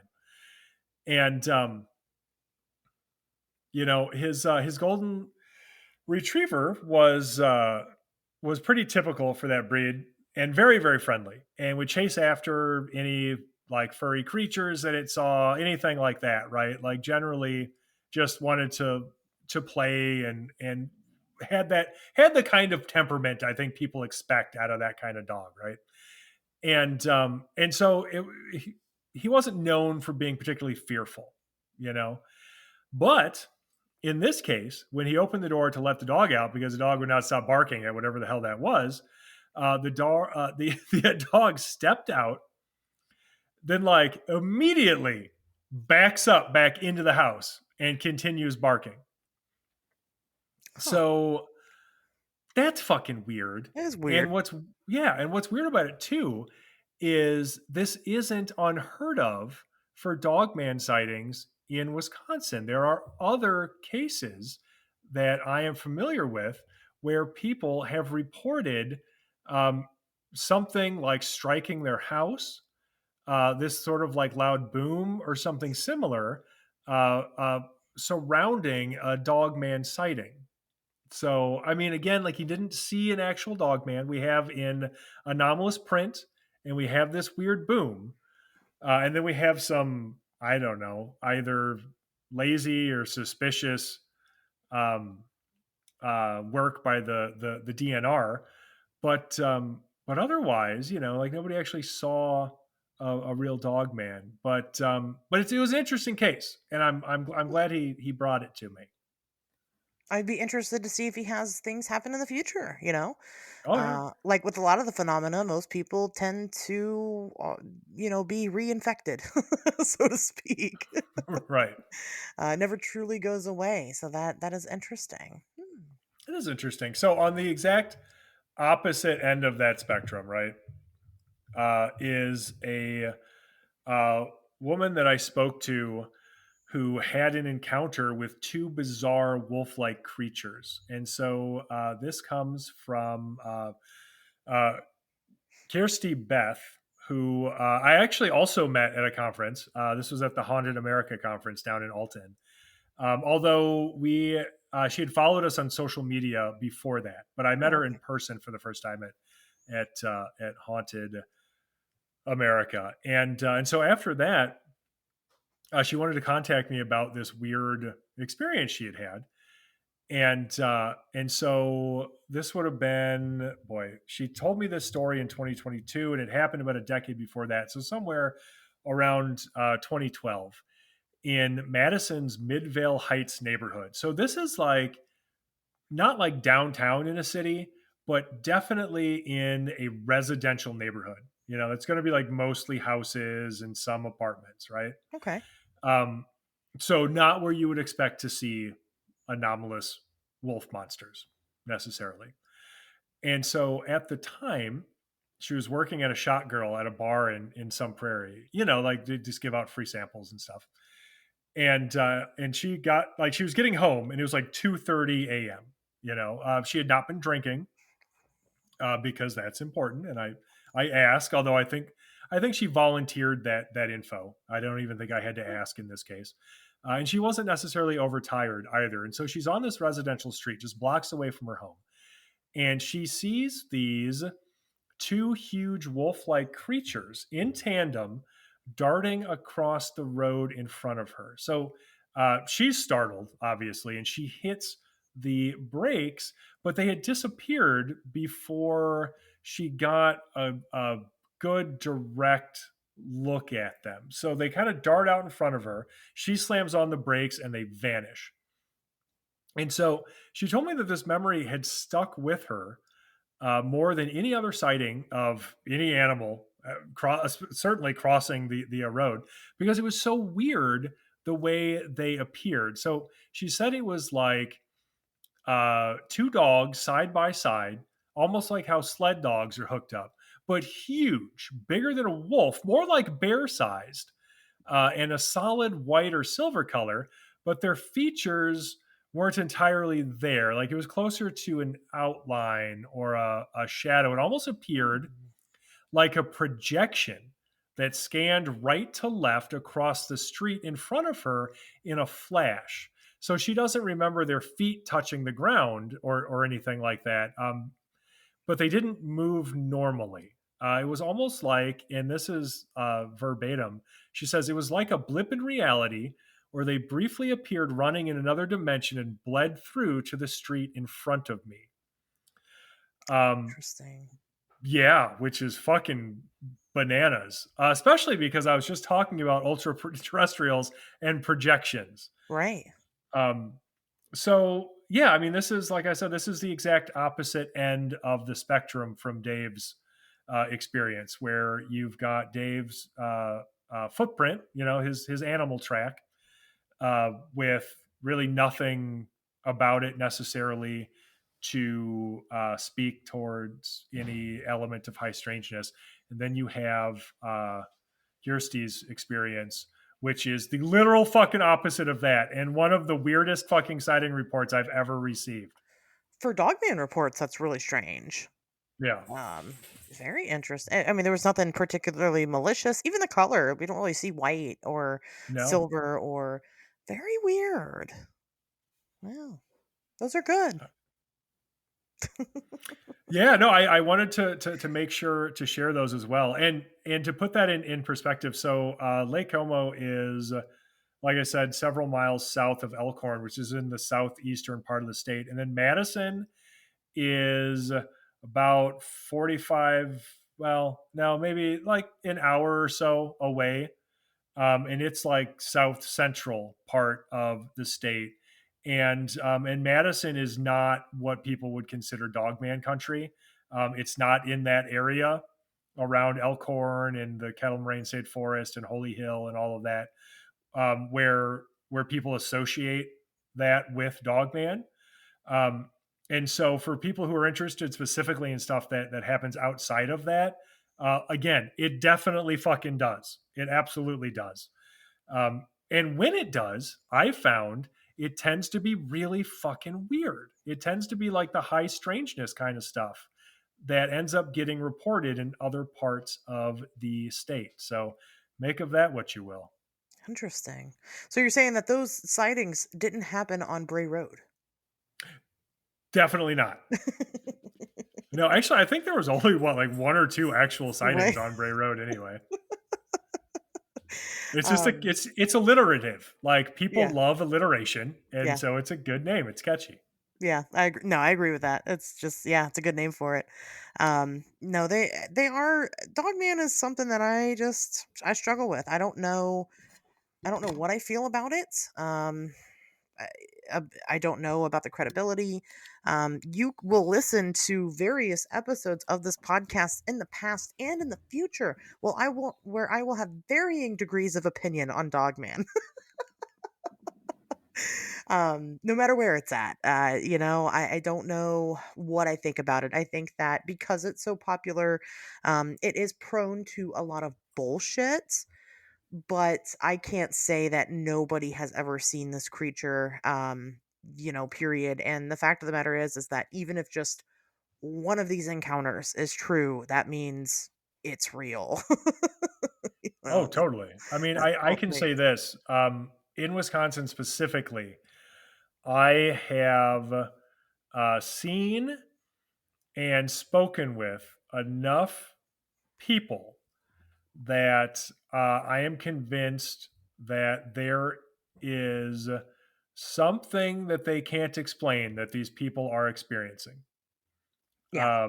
And if that means then that I am pro dog man or whatever, then I guess I am, because the reports are consistent enough Hmm. to me to potentially um, imply that there is some consistent phenomenon, right? So who knows? So, are you saying that you are pro Dogman? Ah, God damn it. Okay, do I have to say it? I mean, like, what does being pro dog man mean? Would I vote for dog man in an election? What's his Yes. platform? Well, I You know? mean, he. I'm not even gonna try to make up what his platform Exactly. is. That's what I'm saying. So no, I mean, like, I just think that, like, despite the fact, which we have already covered, that biologically dogman makes no fucking sense, Right.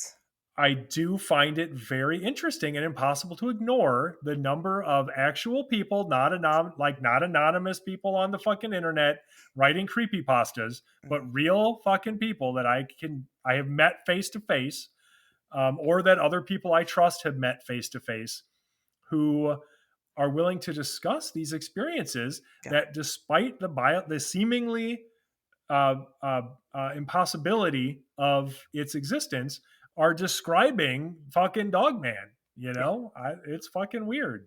We got to look into it, right? Yeah, I Can't ignore agree.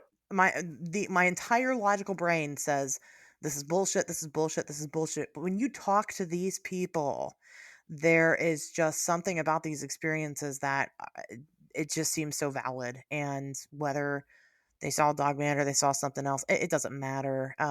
It's very real to them, and I respect the shit out of that because I don't want to run into one. You know,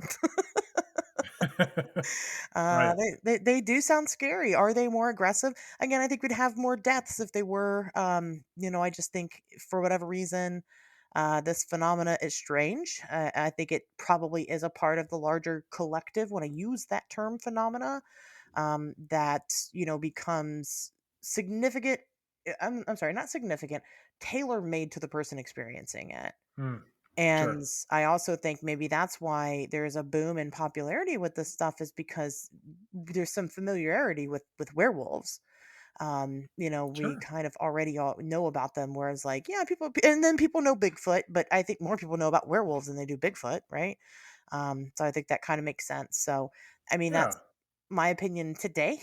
But it can change and it does often on this topic. And Oh, sure. Well, I think that's the mark of um, a true intellectual honesty. You yeah. know, anybody who's willing to change their opinion on new evidence should be lauded in this field. And unfortunately, too often, it's the exact opposite. Where if you don't Yeah. just stick to your Yeah, guns, no I matter what agree. the fuck So, happens, uh, yeah.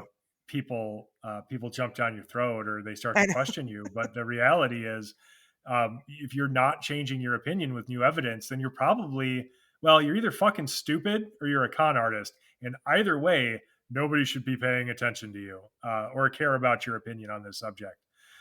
I think it's interesting that you put it the way that you did specifically because again, if you think in terms of Keel's ultra terrestrials, um, then you've got this projection, this sort of visual manipulation that is being used to conceal something's true nature.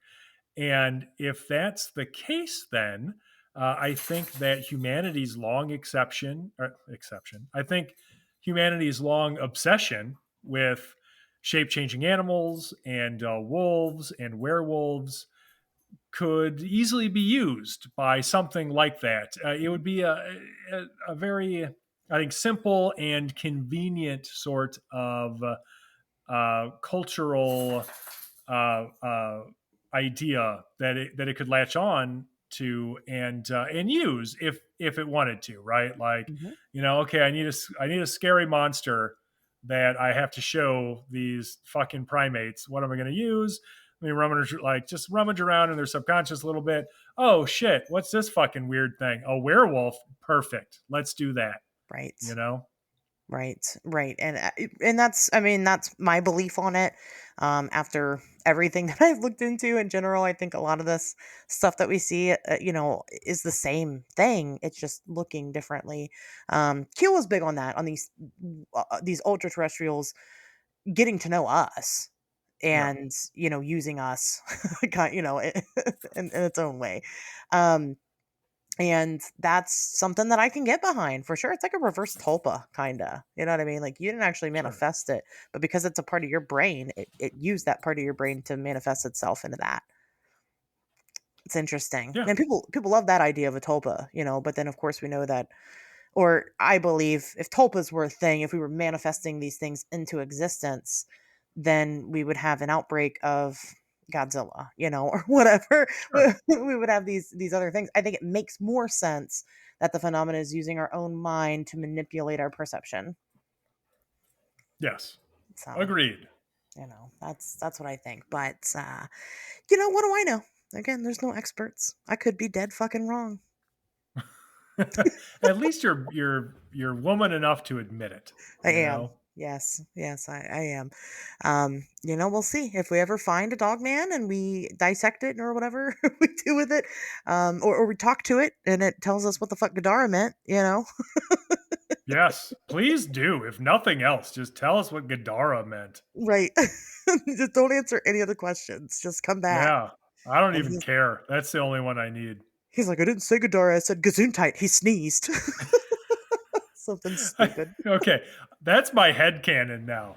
Is that this was just a whole big misunderstanding. And that's why the dog man was so annoyed. It's like Right. snarling at him. He's like, gross, cover your Yeah. mouth. Right. He starts praying, like Right. wanting him to leave. And he's just like, this fucking guy, So rude. rude. He just gets out of there. Um, I don't know. Obviously, I think that the listeners probably have some pretty strong opinions about Dogman. I think a lot of people do. Um, I do, depending on the day. Sure. So I can't blame people for thinking that. This won't be the last time we'll talk about this. And there's, the crazy thing about it is that there's so much content to it that, I mean, we can actually like break it up into different, geographical areas or time periods or however you want to look at it. But I think that's just a testament to um, this phenomena and maybe lending some credibility to it there. It's big, and I think it's just going to get bigger as it continues as time goes on. So Oh, sure. I mean, literally, we could do a whole episode on almost any one of the cases that I mentioned, and I was only able to mention them relatively briefly, oh yeah, because we only have so much time. And we're probably already way over time, but way over that whatever. time. Um, But that's but okay. uh, but yeah, I mean that's the reality of this phenomenon Yeah. is there are so many cases, like you said, and we could deep dive into any one of them, and it Mhm. could be its own fucking episode. So to try to cover even just the state of Wisconsin Yeah. uh, is a Herculean task, Hmm. all but impossible. So, but I hope that we were at least able to give people a sort of idea of the breadth and scope of Dogman in Wisconsin, in that it's not just the Beast of Bray Road, because even the Beast of Bray Road wasn't just the Beast of Bray Road. Hopefully, we scratch that itch for people. No, yeah, absolutely, I agree, and we'll see where it goes, and maybe next time we'll talk about Michigan Dogman when we talk about Dogman, or maybe next time we'll talk about the French werewolf and the werewolf. Maybe we'll talk about the werewolf trials one day. That'd be interesting. Sure. Some old history. I mean, again, this topic is we could do a whole fucking year Dogman and not run out of content. I wouldn't. That's what Dogman podcasts are for, but Yeah. we I could. mean, pass, but true. Yes, We yes, could. true, but no, thank you. So anyway, do you have any closing thoughts on the Beast of Bray Road, the Wisconsin Dogman, or anything? Any final I thoughts? mean, I think I pretty much said it all in what is easily going to be our longest episode so far. Yeah, But yeah, I mean, really, if I can impress anything on anybody, it's that again, the dogman phenomenon in Wisconsin is not relegated solely to the area around Elkhorn. There are other reported encounters in this state, and they do often have qualities consistent with high strangeness phenomena. And even the original quote unquote phenomenon itself, the Beast of Bray Road, was not limited to seemingly one creature on one road in fucking Wisconsin. It was much bigger and more varied and far stranger than even that. So, um, you know, do your own research. Read a bunch of Linda Godfrey. yeah. So you got That's plenty my of books. advice. Read Yeah. them. Go read them, and I think you'll get what you're looking for. So, all right. Well, then, with that being said, guys, we'll see you back here next Wednesday.